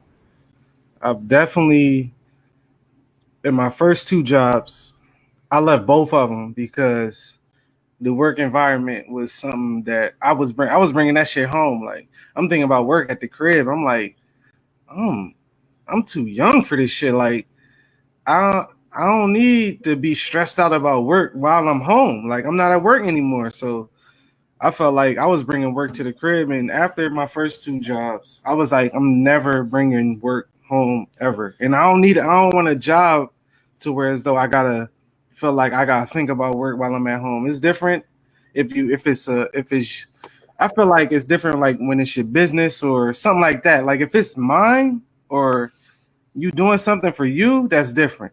But when it's like you said, we busting our ass for somebody else, and then especially when it's not even appreciated, because 9 times out of 10, that shit not appreciated what you're doing at work, and 100%. they're expecting more out of you from work. So you like, man, I'm not about to go, like you said, above and beyond for somebody else to be happy. Like, nah, I need to be happy first, or I can't even perform while I'm at work. Agreed. And I think a lot of our shit is like I don't like the picture of painted like we don't work hard. I just think work might not be like the main prerogative of our life. Like, it's like, yo, I'm not gonna dedicate my whole life to one fucking position just so as soon as I get sick or as soon as like I'm not able to have this position, you replace me in 5 days, and then it's just a pat on the back. Like, that life goes on. So like, why should I dedicate my life? So what? So I can get a fucking tie and maybe a pin when I retire in 30 years, and you guys give me don't text me fucking at midnight. Don't, like, no, dog. I'll bust my ass when I'm working. I'll be available. I'll do my job as best as possible that I can do it. But don't think that it's going to consume my life, because that shit's unhealthy, yo. That shit's very unhealthy. And I feel like that's one thing I'm definitely happy I did stumble into what I am doing now. Like, I don't have to bring work home. People be like, damn, you don't even talk about your job. No, I don't have to. Like, it's no, I don't have, like, I literally don't have to talk about work when I'm not there. Like, it doesn't affect my work, my home life. It don't affect what I'm doing after. Like, my work and home life there's no what's the word? It doesn't intersect at any point at all. Nice. Yeah, I definitely, the older I get, the more I make a concerned effort to like log completely out. Like, yo, all right, I need to, like, yo, it's 6:30 on a Friday. I should not be checking my fucking emails. Like, let me stop checking my emails. So, like, regardless of the email I get from any client or anything, there's literally nothing I can do until Monday. So, like, why am I working myself up to do all this shit? Like, and it doesn't really matter at the end of the day. Yeah, like, it's very rare for somebody to have a job at fucking 28, 29, 30 and have the same job at 45. So at the end of the day, like, it's like, don't overconsume or overexert yourself for something that's not worth it. And I think, like we said, like, seeing our parents go above and beyond, and sometimes not even be congratulated or thanked for what they did for that company. It's like, I'm not about to fall into that wormhole of working 7 days a week, or you put in 20 hours of overtime just to get yelled at for calling out one day. Like, damn, I just did 80 hours in a week, but y'all like, nah, we need you here this Friday too. Nah, I need to relax. I need to enjoy my life as well. I couldn't imagine having kids right now. Like, 100%. Look, I used to be. Go ahead. I used to be like a big adamant of like, yeah, I'm gonna work my ass off, and I'm like, and I still do. Don't get it fucked up. I'm good at my job, and I go above and beyond for my clients and whatnot. Mm-hmm. But I used to be a big adamant of like, oh, I'm gonna try not to take off, and like I'll let my PTO roll over, and like all this shit. And it's like, yo, use your fucking PTO, dog. Right. Go on your fucking trips, dog. Spend some of your money, dog. Like that shit's not gonna be here forever. And that was a big reality check for me when my stepdad died, because the motherfucker waited until he retired, and then he started his bucket list. And he had 20 things on his bucket list. I'm going to Grand Canyon. I'm skydiving. I'm doing this shit. And he got like number 4 on the bucket list and checked. And I'm like, damn, dog, if you work your whole fucking life and you save up and then you retire and you situate yourself to where it's like, all right, now I'm going to knock all this shit off. And then you never know when you're going to check. So it's like, yo, you can't put that shit on the back burner and expect for these life experiences to wait for you to experience them and prioritize some shit that doesn't really matter. It just doesn't. Yeah, I mean, just bringing work home. I mean, you see the guys that, I mean, it's definitely derives from real life, but the guys you see on TV, they come home, they beat their kids, they argue with their wife, but it's all because they've been getting talked down on at work all day. Or you see the woman that's been working 2 jobs and hasn't done this, and this, and then they get, like you said, to a certain age where as though they're not working anymore, and it's like, damn, I ain't do shit the last 30 years because all I've been doing is fucking working. And I feel like people got to start putting they life, they mental health first, man, because that should have drained you. I mean, I would say, I think I was 20. I was 20 when I got a job working with grown men that's supporting their whole families off of a job that the 20-year-olds getting to. And I'm just looking like, y'all like this y'all life. Like, I can't do this. Like, I'm not doing this. And that made me be like, all right, yeah, this ain't for me. I can't live this type of lifestyle because I see how y'all taking this shit way more serious than me, and they don't appreciate y'all at all. And it's not even about not working hard at your job, because when I'm at work, I'm working hard. I'm trying to do the best I could do while I'm at the job. But don't expect me to go above and beyond when I'm not there. Don't, like you said, don't call me on my off day. I don't want to talk to you when I'm clocked in. Talk to me about work. I don't want to talk about work when I'm not at work.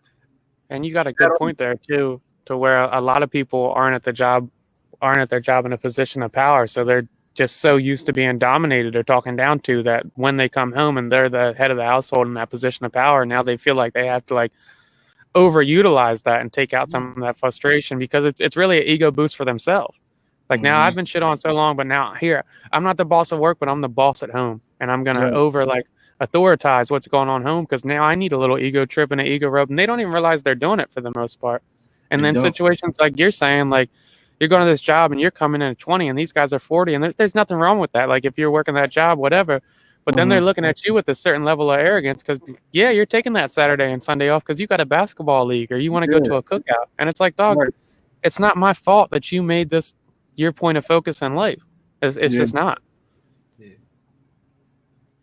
I think when it comes down to it, them companies don't care about it. So it's like, you know what I mean? Yeah, they don't give a fuck, man.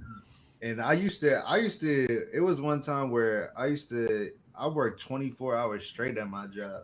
And it got to the point where one time I was working like 15 hours. And I was like, yo, I'm about to be out.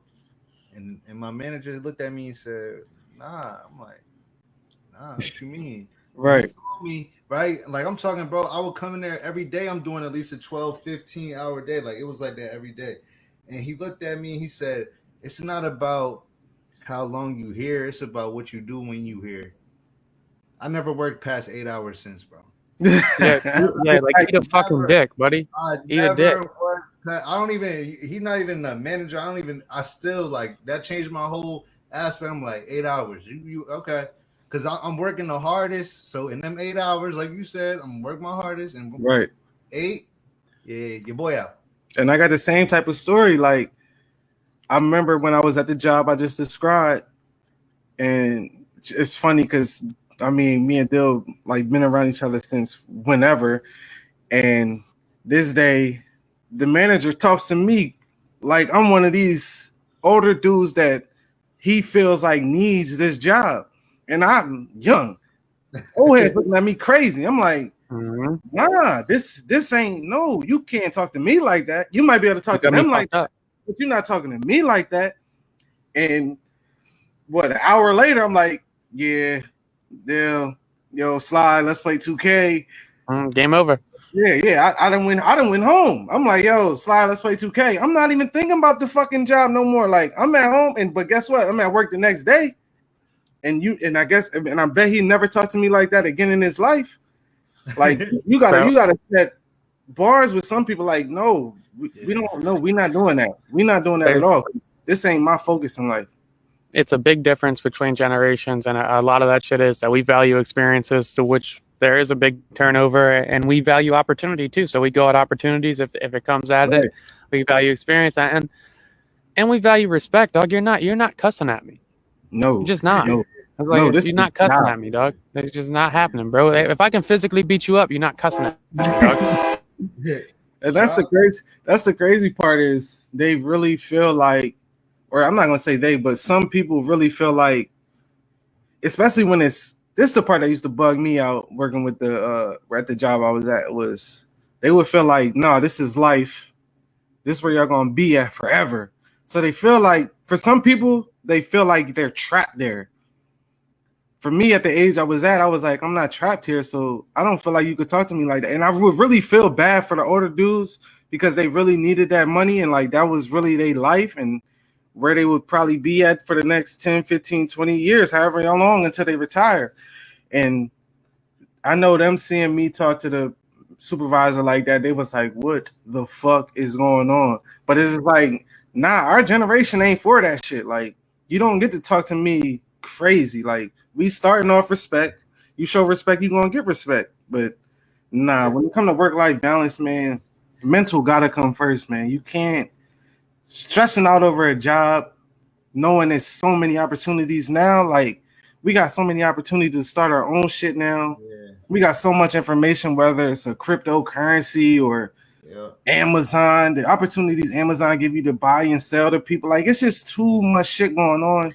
Industries open up. Cannabis is about to be illegal. Like, this is just too much going on for them to feel like they got sole control over the whole work environment and running your life. I even think companies could change that, because they almost look at it like it's the military, or like you dedicated your life. You know what I mean? Like you're sworn in. They're not taking care of you like that. Like, no, I still got to worry about, like, you feel me? You feeding me, you paying me noodle diet. Right. Yeah, exactly. They get you subs on Friday. You like, all right. Oh, we got you guys. We got you guys food. Like, come on. Y'all got our Little Caesars pizza, and y'all expect us to go above and beyond for the Little Caesars? All right. Yeah, hooray. Like, damn, what's this, the fucking school when y'all all get A's and shit? Y'all get a pizza party? Nah, man, we grown. Eat that shit. I'm like, They cut the pizza up in 16 slices and shit. I'm about to go get my own slice. I'm about to go get my own. I bring back my own shit. Like, you ain't want the pizza we brought? Nah. Now that's a good point though, John, because we are the generation that was raised basically saying we could do whatever the fuck we want, and we can be whatever the fuck we want. So we have like this, whether it's realistic or not, this expectation of like we have a lot of self-worth as people. So it's kind of like, yo, if you're not treating me right at this company, I'll fucking skedaddle, buddy. I can leave. Yeah. I'll find another job. I feel like I can get another job and have another income and be replaced, or you can replace me, because you're not about to talk to me crazy. You're not going to dictate my weekends. It is what it is, dog, and I can just find a different opportunity and make it worthwhile. So fuck off.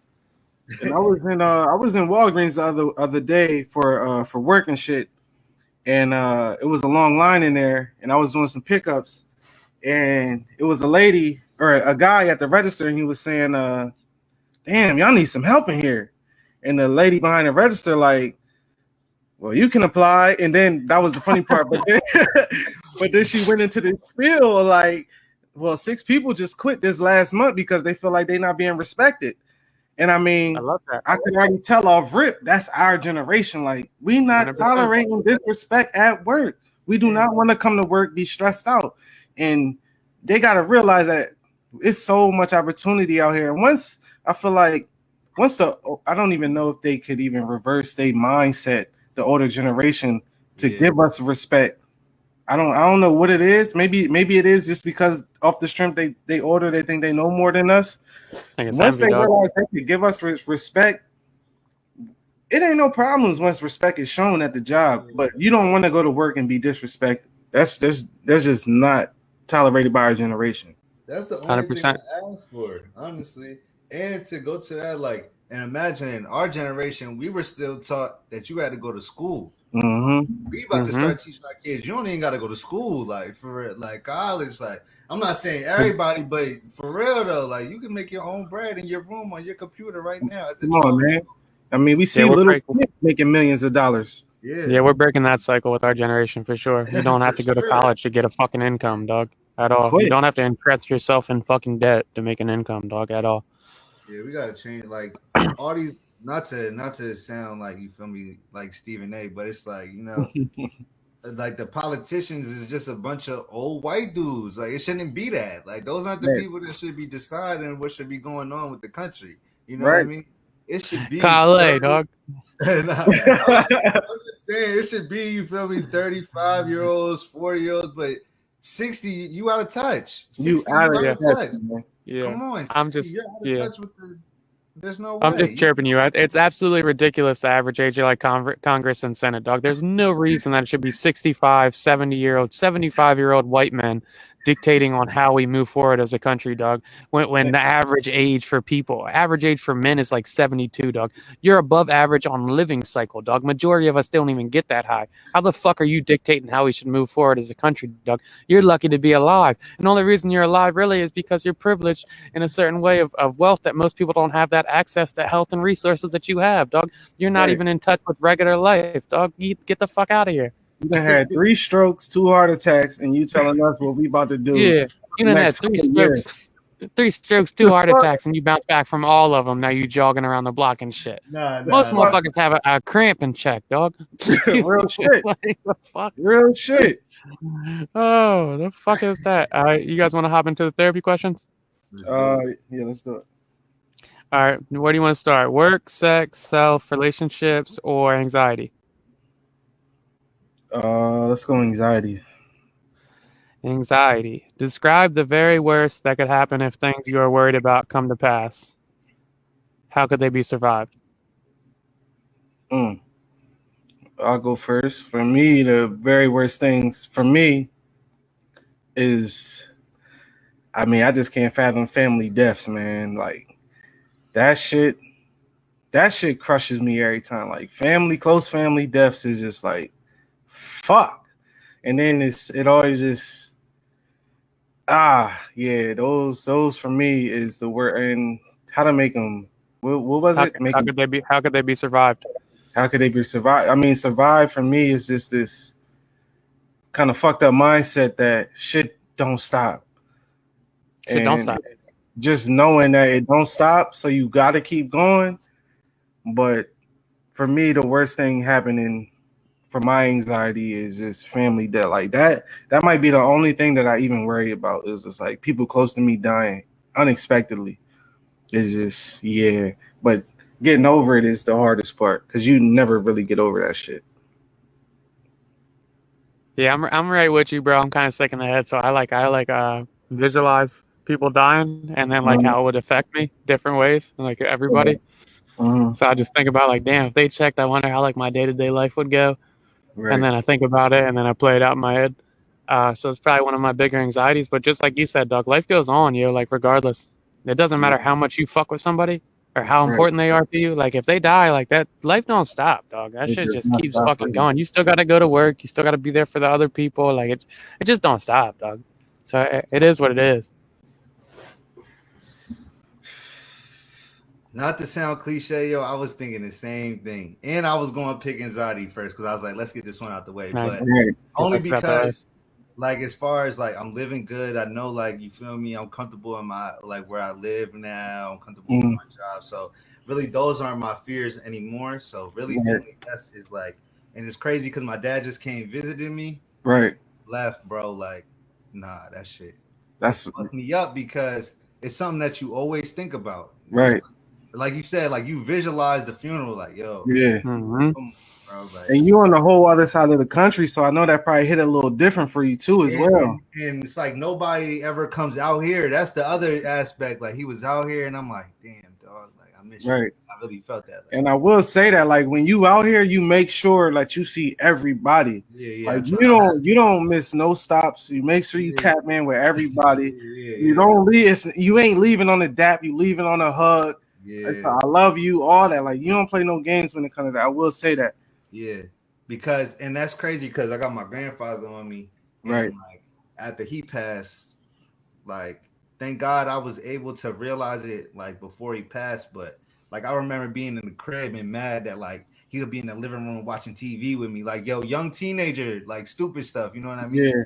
And he old, and it's like crazy, like, come on, that was my guy, like to even treat him that way. So it's like now Right. I make sure, like, yo, I gotta make sure like people know, like, yo, I love you. Right. So definitely family death is my biggest anxiety for sure.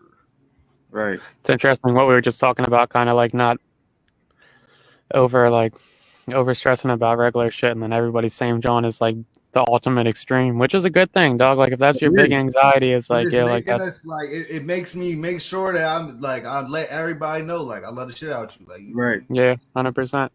Yeah. All right, self, relationships, work, or sex. One of y'all can pick this one. Let's go self. All right. What kind of mature qualities do you particularly admire in other people? Kind of mature qualities. One of y'all can go first. Yeah, I'll start it off. I really like when people like are like shit, like little shit don't bother them. You know, like I go on tangents about little shit. That shit rattles me a little bit. Like shit that shouldn't. Like if a motherfucker does some dumb shit, like that shit might fuck my day up for like 2.5 hours, dog. And then I'll really lose my fucking temper. And then I'll probably either spaz on them or spaz on somebody else. And then I'll circle back and be like, yeah, that probably wasn't that big a deal, yo. So the people that can like really take something in and like process it and then be like, well, this is this, and have no reaction. Like that's dope to me because I lose my fucking temper off dumb shit and have to vent it out and then explode and then recoup. What you think, Kyle? For me, I don't know if this is mature, but for me, like as far as like my friends, is money. Like people that are really good with their money. Like when people telling me about their investments or like what That's they for sure invest. mature, dog. Yeah, that's always that always makes me like happy. Like, damn, like how you doing this? Like, let me talk to me about that. Like, that's always something I definitely admire about people, and that I feel like we see more too now. For That's a good me, point. I might go people that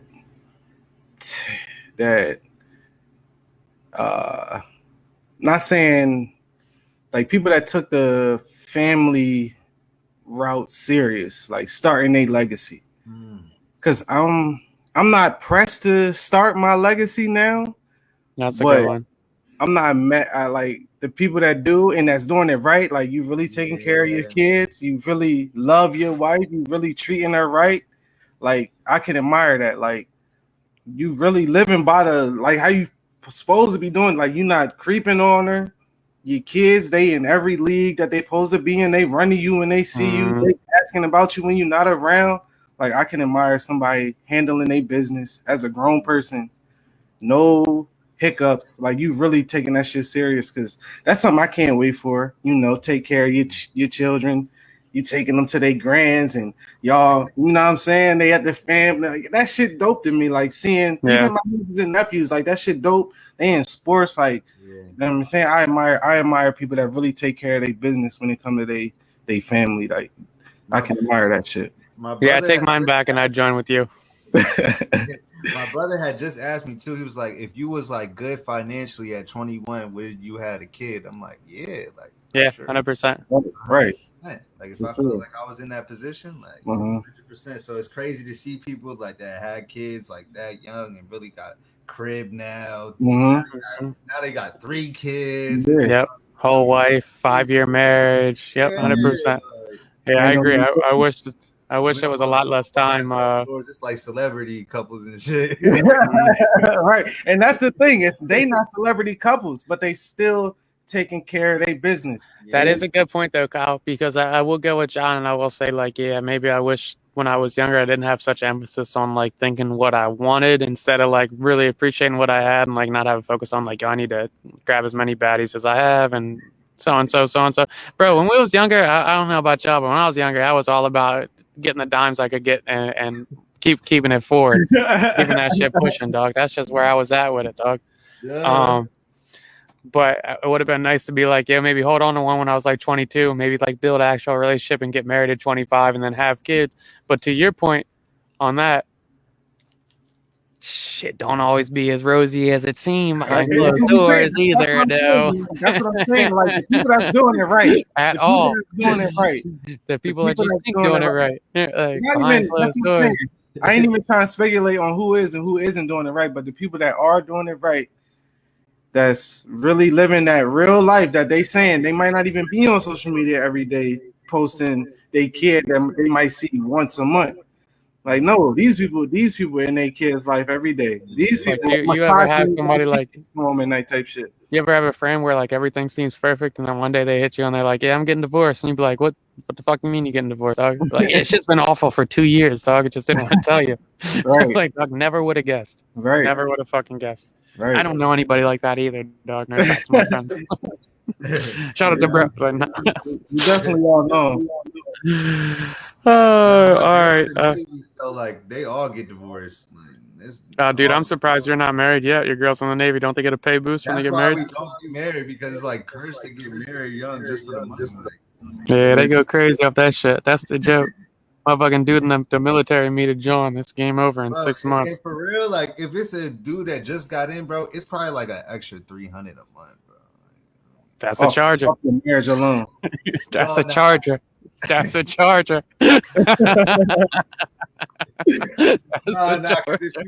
you just got, not that if we still talk about the other, but if you just get in, you don't have to live in the like the barracks. You can get a crib if you marry. So I guess you. Oh, that's dope. That check as well. That's like another like 800. So you. Right. All right, let's go. Relationships, work, or sex? What you thinking, Kyle? Let's go relationships. This is an interesting one. What elements of your mother do you find cropping up in your relationships? What elements of your mother do you find cropping up in your relationships? Like that my girl has, or that I have that's like my mom. Dude, this is usually Flocka's shit, so he's usually a little more specific with this. But I want to think like usually he always ties it back to his mom, and that's why we like go after shit that like basically gives us comfort that our mom did. Yeah. Or either the opposite, that like scares us off because something your mom did. I could go first. When it comes to women, I seen my mom bust her ass and like work as many jobs as she needed to, or do whatever it was to make sure the crib was straight.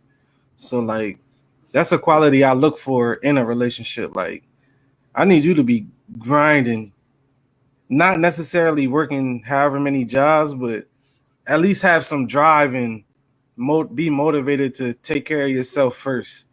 Don't worry about me being happy first. Like I gotta make sure you happy. You gotta be happy first before you can even make me happy. So I want you to be straight before you even think about me. Because if you ain't straight, that's gonna make everything go left. So I'm gonna need you to be focused on yourself first. Because I'm gonna need you to be straight before we could get to me. Shout out to Nikki. Mm-hmm. For me, this is kind of hard for me. I can't cap because I grew up with my dad. Like my mom wasn't even around until I was like older. She was but she was young as hell, and I can't even imagine. Yeah, if Flacco was here, he'd really deep dive on that and wonder if that's why you jumped in such a commitment so early on in your life and why you've been so committed to hold on to that family dynamic. But we're gonna get you back when Flock on, Kyle. My bad. I can't even imagine having a kid at 18. So my mom really wasn't around. But I will say a trait that my mom has that I see in me that always scares me is I feel like I talk about myself a lot sometimes, and that should be scaring the shit out of me. That's all I got for that one. Yeah, I'll go with Kyle on the aspect of I'm probably more on the like what's in me outside of like what I'm attracted to in girls, and maybe both sides. So like it's kind of like my mom's like overbearing and whatnot, so I do expect girls to be like super attentive or like check up a lot, and like even if I don't hit them back, I'll be like, yeah, they probably should hit me again. But I'm also like very like easy. Like my mom's been married and divorced 3 times, 4 times, so I'm also like very easy to like be super invested and then just cut that shit like within a day, 2 days, and just move on completely and like not even second thought it. Just be like, yo, complete mind made up. Like I could be in love on Tuesday and then Thursday be like, Yeah, that shit was never gonna work anyway. Yeah, so let's just that shit just wasn't it. Yeah. Problem and shit. Yeah. Right, now it was one red flag, so I'm fucking out forever, and I'm gonna move to 2 different cities and a state because it's just not gonna work. So I do see that shit creeping up my personality a lot more than I would like, which is interesting. Last 2. Where should we go? Self or relationships? Oh no. Let's do Work sex. or sex? Let's do Work sex. or sex? Sex? Yeah. When it comes, complete this thought. When it comes to sex, most women are probably scared to initiate sex. Oh my! I don't know why women are scared to initiate sex. I don't understand it because I can pick a different one. Right. Yeah. That is a good one. Women are definitely just as horny as we are, but they don't, for whatever reason, want to initiate it. Even if y'all in a relationship, they still don't want to initiate it, and it blows my mind. Like, wait, is that a thing? That's still a thing in relationships. That's really a thing. Like they, like, oh shit! I thought it disappeared like once you were like in a relationship. Bro, really? No. Wow. I don't know if they don't know how to initiate it or they're scared to initiate it to look a certain way, but it's really a thing that I'm not gonna say it bothers me, but it's like if we together, like, don't be scared to tell me what you want, or not even tell me, but all you really gotta do is start kissing them, like just go crazy. Grab my meat, game over. Whatever, because it's like I want it just like you want it, and if you want it when I'm not even thinking about it, that's probably gonna turn me on even more. So it's like, yeah, women, don't be scared to initiate sex, especially with a man that you really with. Yeah, and I don't know if it's all women, but that is a I would have never guessed that. That's really a thing. Bro, I'm in a relationship, bro, and I be thinking about that. It's like, yo, I always gotta, you feel me, put my hand over there, like, right, hand over here, you know? I mean, yeah. But I guess we're supposed to get the signal of the backup, and like it turned to the Yeah, if you want that shit, get that. You can have that shit. Like, shit, this your shit. But that's I don't know if before. I don't know if it was always like that either. I don't know if it's like, you feel me, now that's like our thing and we got comfortable or something. Right. Like, I can't really. That's kind of like the routine of it. Yeah, exactly. That's interesting. I listened to a podcast. Flocka put me onto a therapy, John, and it was like a couples therapy conversation. Like the big dilemma in the relationship was that the guy felt like she wasn't attracted to him because he was the one always initiating it, but like she felt like that was kind of his role. So it was like a real like miscommunication there. And but I can see that. Like if I walk in the house and the John's not trying to like jump me every once in a while, I'm like, damn, like do you even really want to fuck? Like, yo, like what's up? Like, right, and you don't want to feel like you forcing it every time. Yeah, now I'm burdening you to fuck. Like, yo, like yeah. I mean, for me, woman, it's okay to initiate sex because we want it just as much as y'all do. We want it probably more than y'all do, but when y'all do want it and we thinking something else, it's probably gonna make us go even crazier, whatever we about to do to you. Yeah, agreed. You want me to go? I can go. Let's see it. I don't know how to word it, but I would say women are selfish during sex, and I don't know if every person is selfish during sex. Hot take, I like this. But, hot take, I like it.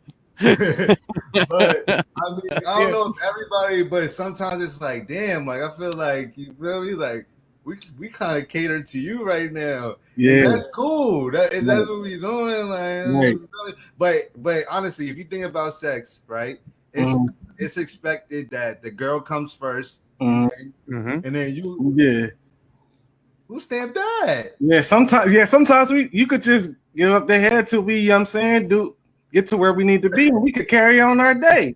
Ain't nothing wrong with that. Ain't nothing wrong with that. Yeah, that's funny. I've never heard anybody paint it like that, but yeah, I feel that. It's a little selfish. So let me get my quick nut off with no shame. Right, and then we go back to this movie. Why I gotta put my head down when I nut quick? Like, let me walk off proud. Like, yeah, got that nut. Right. Like, God damn, you feel shame. Damn. That's funny as shit, yeah. I love that, dog. That's a fact, though. It is a little selfish. Like, yo, I always got to deliver, dog. But I'm sure girls feel the same way because another thing culturally different I learned when I went to school that like a lot of guys didn't care either, though. Care what? Like a lot of guys are just going in for it and catching that nut and like packing it up. Fuck it. Yeah. Or calling it there, or like, or rolling over and going to sleep, dog. 100%, dog. Like I was talking to some buddies and they're like, that's just not even good for your record. Yeah, they like, yeah, but they don't care, bro. That's the whole John. They don't care. Like motherfuckers, like, what you mean? You wait, you gotta make sure they nut. I'm like, yeah, but yeah, it might be more selfish than I was. Yeah, I'm like, yeah, bro. Like you don't like, you're not worried. Like she gonna tell all her friends. Fuck them. I'm like, oh, all right. Yeah, that's the confidence I like, though. Nothing more selfish than that one right there. Hell no. Just pack it in, say fuck it. Dude, I'd say a lot of girls are insecure when it comes to sex. You could go there. That's definitely real. I'd say they're like it. And you can tell the difference from when you hit the first time or hit sounds graphic. When you have sex the first time to like maybe like the 7th or 8th. And then they start opening up and start talking a certain way or like start moving or like they might take control a little bit in comparison to the first time. And you're like, yeah, like, are you trying to do what you think's like appealing to me? Or like, are you scared to look like too graphic now? Like, do you like, you don't really want to show like you're freaky or like, so like, I think it's like a real mind game that they got going on over there. Yeah, that's a fact. Like, they got a whole little mental war where it's like, yeah, I don't want to expose myself. Like, is he going to think I'm a thought if I do this, or is this too aggressive? I'm like, dog, just yeah. If we interested in you, we ain't thinking about none of that. We'll be back. We'll be back if we really like you. If I'm at the point where I'm penetrating you, just tell me what you like, dog. So let's just get this out the way, dog. You don't gotta like, yeah, I'm already in. So there's no more vulnerable for that. Like, let's say that we're at the point where like I'm inside of you guys. Just what do you like? What the fuck? Like, just say what you want, dog. It's fine. I'm not gonna judge you. Like, yeah, I wanted to know what you meant by that, but that was right there. You're like the fucking judgment's gone at that point, dog. We're here together now, dog. We're fucking naked and our genitals are touching. Just tell me what you want, yo. If you want to talk a little, you want to talk a little freaky or something, let that shit go, dog. I'm not gonna call my buddies afterwards and be like, "Oh, this Joan was mad aggressive and she must be a thought." No, dog. No, I don't give a fuck. I might, but they won't judge you either. Yeah, we grown. But, yeah, dog. Nobody give a fuck about that shit. All right, last question. Work. How has something about your father hampered your working life? We kind of touched on this earlier. Yeah, I guess we did. Yeah, we kind of touched on this earlier. Yeah. I mean, basically the same thing we just said. Seeing them work hard and maybe not taking a day or two to, I don't know, fucking let's go shoot hoops. I mean, I ain't going to work today. Let's go shoot hoops. Or I ain't working today. Let's go to fucking amusement park. Shit like that. Yeah. Yeah, I'm not overexert myself, or I might overexert myself, but I'm gonna take my time off and invest in myself as well. Right. Yeah, pretty much. We're not bringing work home. Not bringing work home. We didn't like that. We didn't like that one right there. And money might be a priority, but fucking the company is not. At all. You guys want to random thoughts it? Yeah, let's random thought it, man. All right, let me use my discussion earlier as a random thought so we can get into it because we kind of ran through those cards. Mm-hmm. My buddy had brought this up to me and we were talking about it.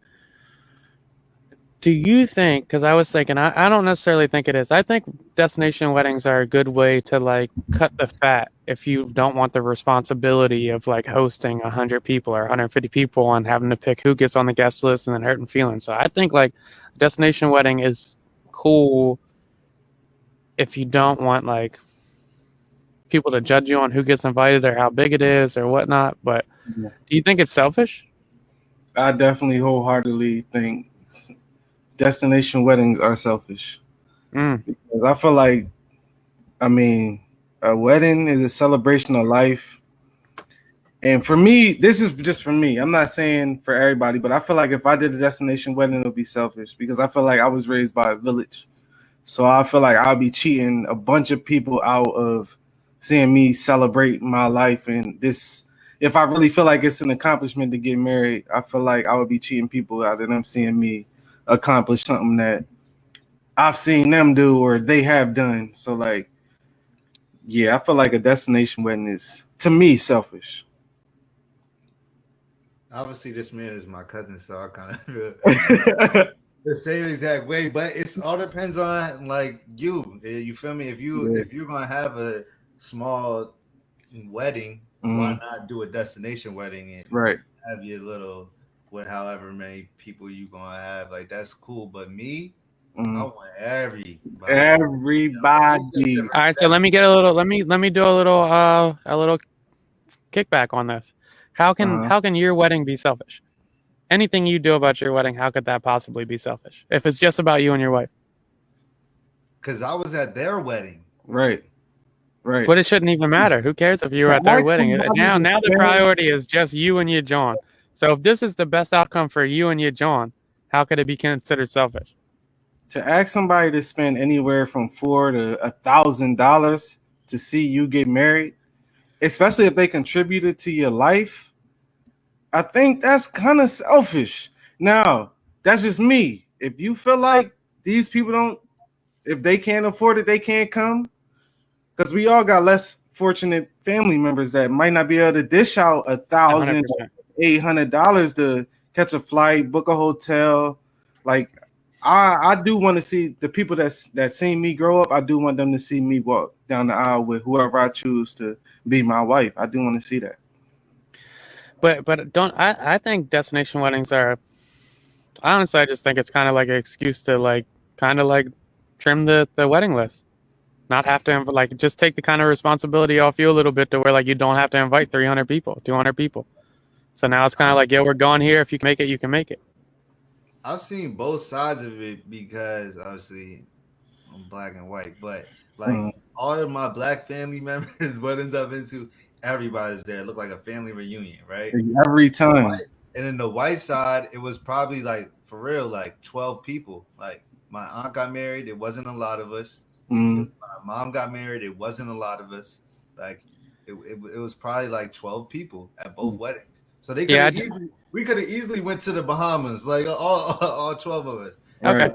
Just imagine, yeah.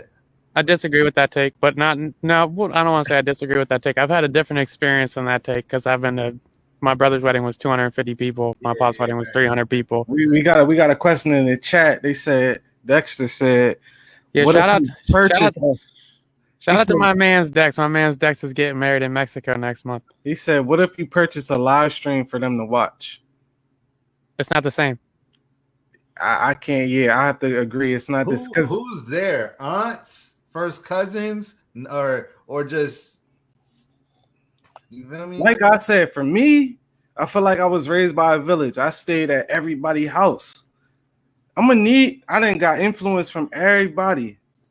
Y'all, they didn't show me love. To this day, I see anybody, big family, I see anybody, it's always love.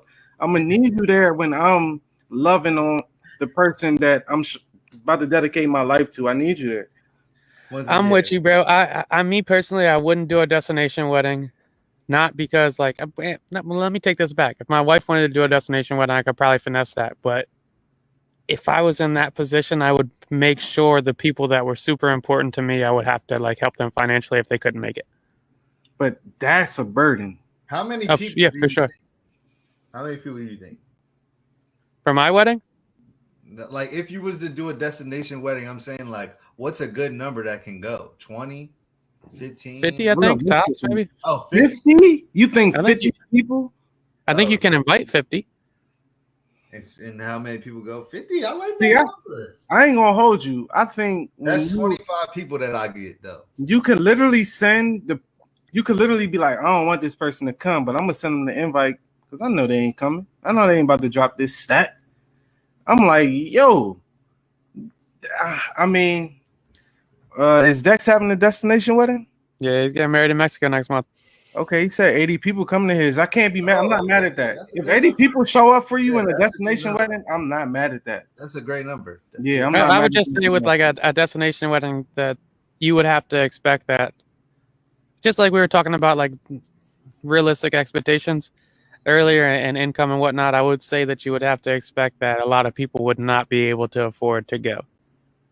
And that's the only part that would hurt me. Like, I feel like, but that might be us speaking from a biased viewpoint of like maybe where we're from or what our families, so you know, like what the financial situation is. And that's what I'm saying. For me, I know everybody, people got kids, people got bills, a lot of people can't afford to just up and leave for a week. Everybody don't got these off days where they could spend, I don't know, 2 days out of the country or wherever to fly across. Like, no, we're gonna have this joint Saturday, wedding reception. We're gonna party it up. We're gonna have the time of our life.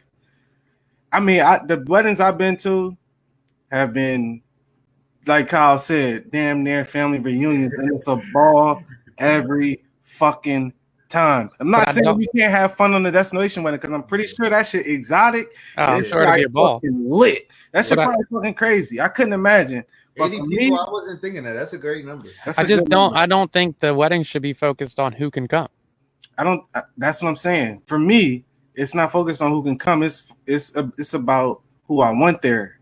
Yeah. And I'm gonna want everybody there that seen me grow up. They seen John from when his nickname was Tank, little fat nigga running around, to a grown man in love. Like, so what is all right? So what if your girl wants a destination wedding? What if that's her dream wedding? Where does the priority go? I mean, then we're gonna have to have a real conversation, because I'm kind of, as you can hear, I'm kind of bent on having my family at my shit. All right. So what about if you? What you say? What if you? Everything I say is biased on this, John. Yeah, facts. And I'm not mad at anybody having a destination wedding. All right, Dex said, when your time comes, I really want you to be selfish. If you and your girl want to travel for a travel, you might plan this local wedding for folks who are important. They might not even come. That's a fact. That's a good point, Dex. So all right, let me remix this. So what if you have a destination wedding, and then let's say you have a local reception when you get back for the people that couldn't make it? For me, it's not gonna hit the same. It's not gonna hit the same. You're gonna see me walk down the aisle, happy as hell for me. That reception hit. Yeah, I guess it depends on the person. And my girl just happens to want a big wedding too, so I guess I don't even have that predicament. That worked for you, man. Yeah, I just can't imagine. That's how I want it though. I want everybody to see little Kyle, that a baby. They look at me like you feel me, like I was their child, and they probably I only seen them. You feel me? Right. A few months a month. They feel like they raised me type shit. So real shit. No, I'm with you too. I'm trying to make the argument, but I'm with you too, 100%. Like I would like to have a huge wedding to where I haven't people I'm still keeping in touch with, but haven't had a chance to see in 4 years show up, and then I can talk to them for 5 fucking minutes. Or whoever might be important to me or played a significant role for a few years of my life can circle back and at least see that moment of maturing and growing, because that's a significant moment in your life. Like it's having a memorable moment. Like they get to see people they haven't even seen in 5 whatever how many years, and it's like, oh my gosh, like I haven't seen you. Like you bringing people together, and I just like the idea of bringing people together for a moment like that. Like, that shit just dope. And then they have that memory for the rest of their life too, and it's all just correlated around like your certain special day. Right. But then what if you, like he was saying, like what if you had this local wedding, you invite your whole family, then certain people don't come? You still hurt. That's just what's up. Right. Yeah, you hurt. It definitely sucks. But knowing that they had the option to come is better than, for me, is better than giving them the easy out. But I'm sure, I'm like saying, when it happens, I'm sure I'll be like, damn, like for real, like. Right. Yeah, that's a fact. And I think it's a lot easier to debate when you know like your lady doesn't want a destination wedding too. Exactly. That's Because like if you meet a girl and she's like dead set on it, then it's like, oh, all right, now it's a little bit more of a debate. Yeah, for sure. I don't even know how that will go down. Yeah. So no shots, Dex. Yeah. Okay. Congrats on the wedding, bro. No shots at all. No shots, Dex. Congrats on the wedding. I'm sure that should be beautiful. I think I could do that. 80 people. Yeah, that's a solid amount. That's a lot of people. Yeah. Fuck yeah, dog. I went to local weddings with less people than that. For sure. No bullshit. Local weddings with less people than that, dog. No fucking cat. All right, random thoughts? My random thought is it's random, but why don't geese just fly across the road? What you mean? Why the fuck they walking? These motherfuckers fly. These motherfuckers fly everywhere else. Why the fuck they walking across the road? Like, yo, y'all got wings? Y'all ain't like these the laziest motherfucking bird. Are they bird? Are they classified as birds? They got can they fly? Can they Why fly? the fuck they don't fly across the road, dog? That's so my shit. They will have you waiting somewhere for 5 minutes. They making sure they young ones get across and all that. They beefing with you like, yo, you gotta relax. You like, yo, come on, yo. Fly across this motherfucker, Yeah, man. fly across the road, dog. Fly across the road, man. You looking at it like they in your way. They that's the fucked up part. That's the biggest problem. You in their way. That's a fact. We built the road in the environment, dog. Right. No bullshit, but come on, man. Just fly across that dog. Come on, man. Like you in the way, bro. Get out the way, man. Just fly. You got wings. Get that shit moving. That's my random thought, man. They blew my shit this week. I'm like, come on, bro. Just fly. You got a random thought, Kyle? There's no way I can go next. Let me keep thinking though, dude. Dude, I was talking about the Drake Bell shit earlier and the Britney Spears shit earlier and whatnot, and there's a few different takes to tell on that. But I was talking to Johnny earlier, and he asked me a question and was like, "Yeah, why do people blur out or cover their license plate in pictures when they post next to it? But we literally drive around in that car all the time." Good question. I think it's to protect the innocent. But like, yeah, like if like why I'm posting this John on Facebook, who's all my friends that I'm friends with, and I accepted them. Who am I hiding it from? Some people so popping that they don't even know the people that follow them. They just so popping. So I'm not saying everybody. Yeah, no, I take that. And it might be a thing. Just like, how hard is it to find your? You can't just look up somebody's license plate, right? There's certain websites you can look up people's address just off their name. Right. So yeah, I could see that. It is kind of weird, but I feel like we all do it for no reason. I think because it's just like a norm, I guess. Like, let's just blur this out. Why not? And the Drake Bell shit, I know I was talking about it earlier, but Drake and Josh, if you guys watch that show, he got convicted or pled guilty to basically knocking a 15-year-old off of that he met at the show.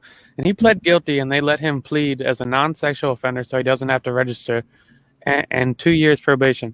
This is a guy that had intercourse or sexual relationships with a 15-year-old when he was 29 years old. How the fuck do we keep letting people get off with this kind of shit? Yeah, that's sickening, man. That's sad. That's like real life sad. And how the fuck do we all know now that Britney Spears' dad is in power of attorney for her whole life, and forced her to be on birth control since she was 29 years old? Oh, no, that's insane. That's a grown woman. That's insane. That's a grown woman. That's insane. I feel bad for her, man. Yo, random thought, Hollywood's fucked up. Yeah. I mean, the stories you hear is like to have sex with a director to get a role is insane. Disgusting. Or some of these creepy guys just want to beat off in front of the girls they're auditioning. What do you get out of that, bud? That is just mad weird. Yeah, that's sickening. But I've never been that horny to where I met a girl and was like, yo, let me just jerk it real quick right in front of you. Like that's just like, no, I don't know why you're getting off on that. Yeah, that's mad uncomfortable, dog. I don't even want to see. I don't want you to see me like that. Like, having that amount of power is kind of crazy. Yeah, it's nasty. Yeah. Random thought. I got that old white people in office thing, so I got another one that I always think about. Why the hell are we still talking about these rules that motherfuckers made in 1777? Cut that whole shit up. Let's start some new shit. We need to edit that. We not them same people in 17 said fuck them laws. Yeah. Let's start some new shit. Like whatever we gotta do. We gotta revise that. That shit is.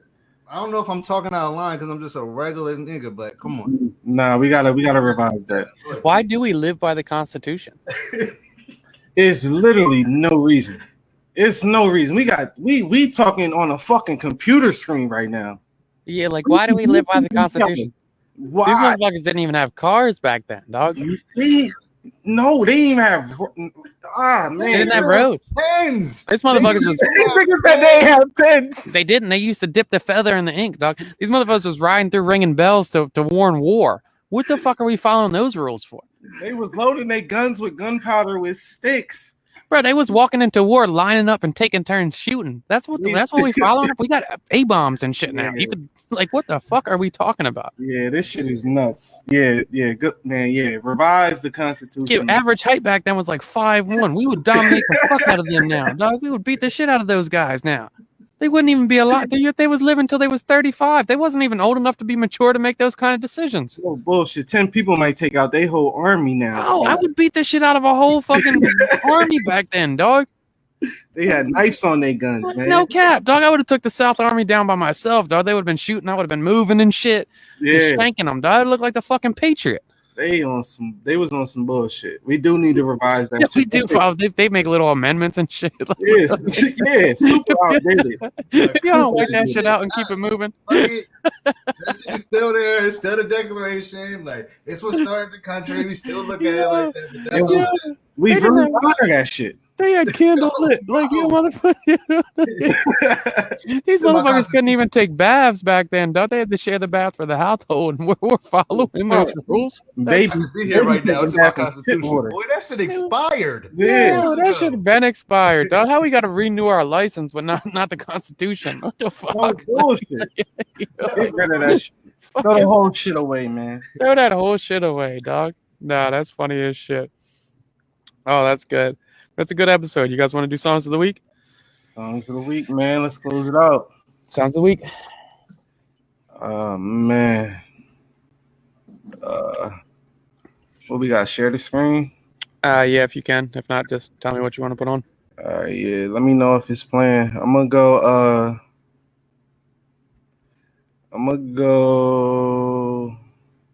What I'm sharing the entire screen? Yeah, do what you do. Yeah, I'm gonna go 1-900 Hustler off of the Dynasty album. I'm gonna play Jay-Z verse since he go first. 1-900 Hustler, Jay-Z, Beans, Freeway. And that's the song that got free. Oh, he's gone. John's gone. Here, Kyle, Beans or Nori? Who's gonna win? Nori. I would really hope Nori. That's what I was saying too. Yeah, John, Beans or Nori? Who's gonna win? Beans. Oh shit. Beans. I'm going Beans. I'm going Beans. Complete opposite of your cousin. Little family rivalry there. I gotta go Beans, man. I think Nori's probably. He said he was gonna lay off the reggaeton, so I think Beans got that one. I would hope. I'm personal favorite. Obviously, I don't listen to Nori like that. So, Kyle, you got a song? I gotta play it off my shit. I mean, I could YouTube it. Yeah, you want to YouTube it? Sure. Let me pull it up. I didn't know if we were getting an exclusive. Oh, my own stuff. It's up to you. It's up to you. How could I play it from my? How could I show it from my Logic right now? Screen share or something? Yeah. Pull up your Logic. Okay. You mess with that. I'll pull my song up real quick. All right. I'm gonna go with Nas. Life is like a dice game, with my boy Freddie Gibbs and Corday. Me. Put this one up. You know what I'm saying? Life is like a, you know what I'm saying, a dice game, but you know what I'm saying? I don't gamble. You dig what I'm saying? I'd rather spend my money on stuff, you know, that pleasure me, my pleasure, you know. Nigga, women, we started out 150 dime bags in mama house, making 500 a week, thinking about dropping out. Sold dope in front of my brother, but he a doctor now.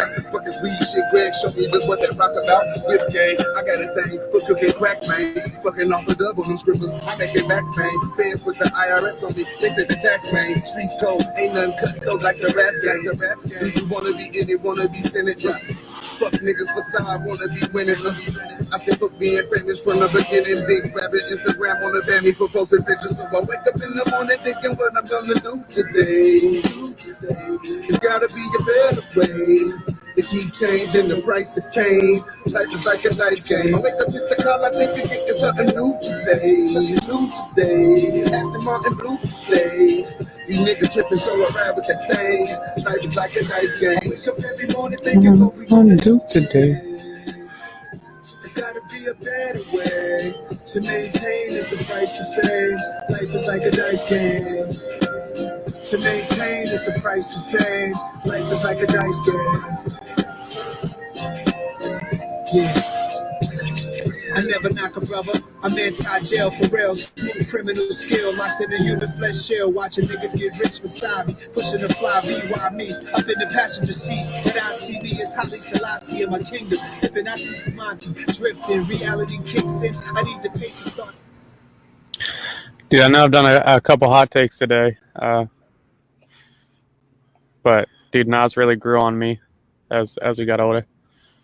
Shout out to Nas. Didn't I say the same shit? Yeah, Kyle just told me the same shit. Yeah, Nas is really growing on me. If it wasn't for an old head putting me on when I was younger, I wouldn't have never tapped in, man. But Nas is one of them ones. Yeah, he talks some shit. Let's do Retro Super Future. It's Rick Ross with Old John. There we go.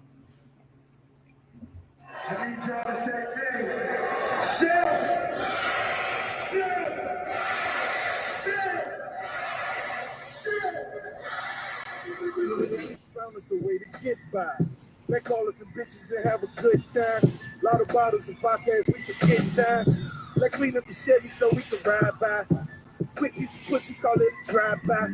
I'ma slide by, sipping on the highlight. Then my slippers jack, triple rubber five light. As an all-star, I made so many highlights. Touchdown, field goal, it's my night. She the wild type, ready for the wild night. Are you the blind type, hanging at the bar type? I hope you are, cause that mean the player alright. Smoking like a Taylor, so the paper's all white. Time to land a plane, baby, are you in the game? Back to the future, me and Wiz got this time staying high. While y'all stay low, try to tell me about the smell I know. My eyes stay red, and all that smoke. No it's with me everywhere I go. Y'all can't roll, y'all can't roll, y'all can't roll. I got your girl digging all in my ashtray. Taking her down for the few past days. She asked the name of my sneakers, how they design them. Shorty green is a reaper, even the grinder. Fucking like it's a porn in my recliner. Looking straight in the eyes, to show for China. She's a liar, but damn it, she does it well. We on fire, imagine what it'll sell. All my homies are people that I admire. Yes, sir. I like that one. It's a good pick. I was really looking forward to the exclusive. I had it, bro. Damn. Don't worry, man. We're gonna get you back. Send me the file. I'll just chop it in on the YouTube. Facts. All right, good episode. I'll have it uploaded tomorrow. Yep.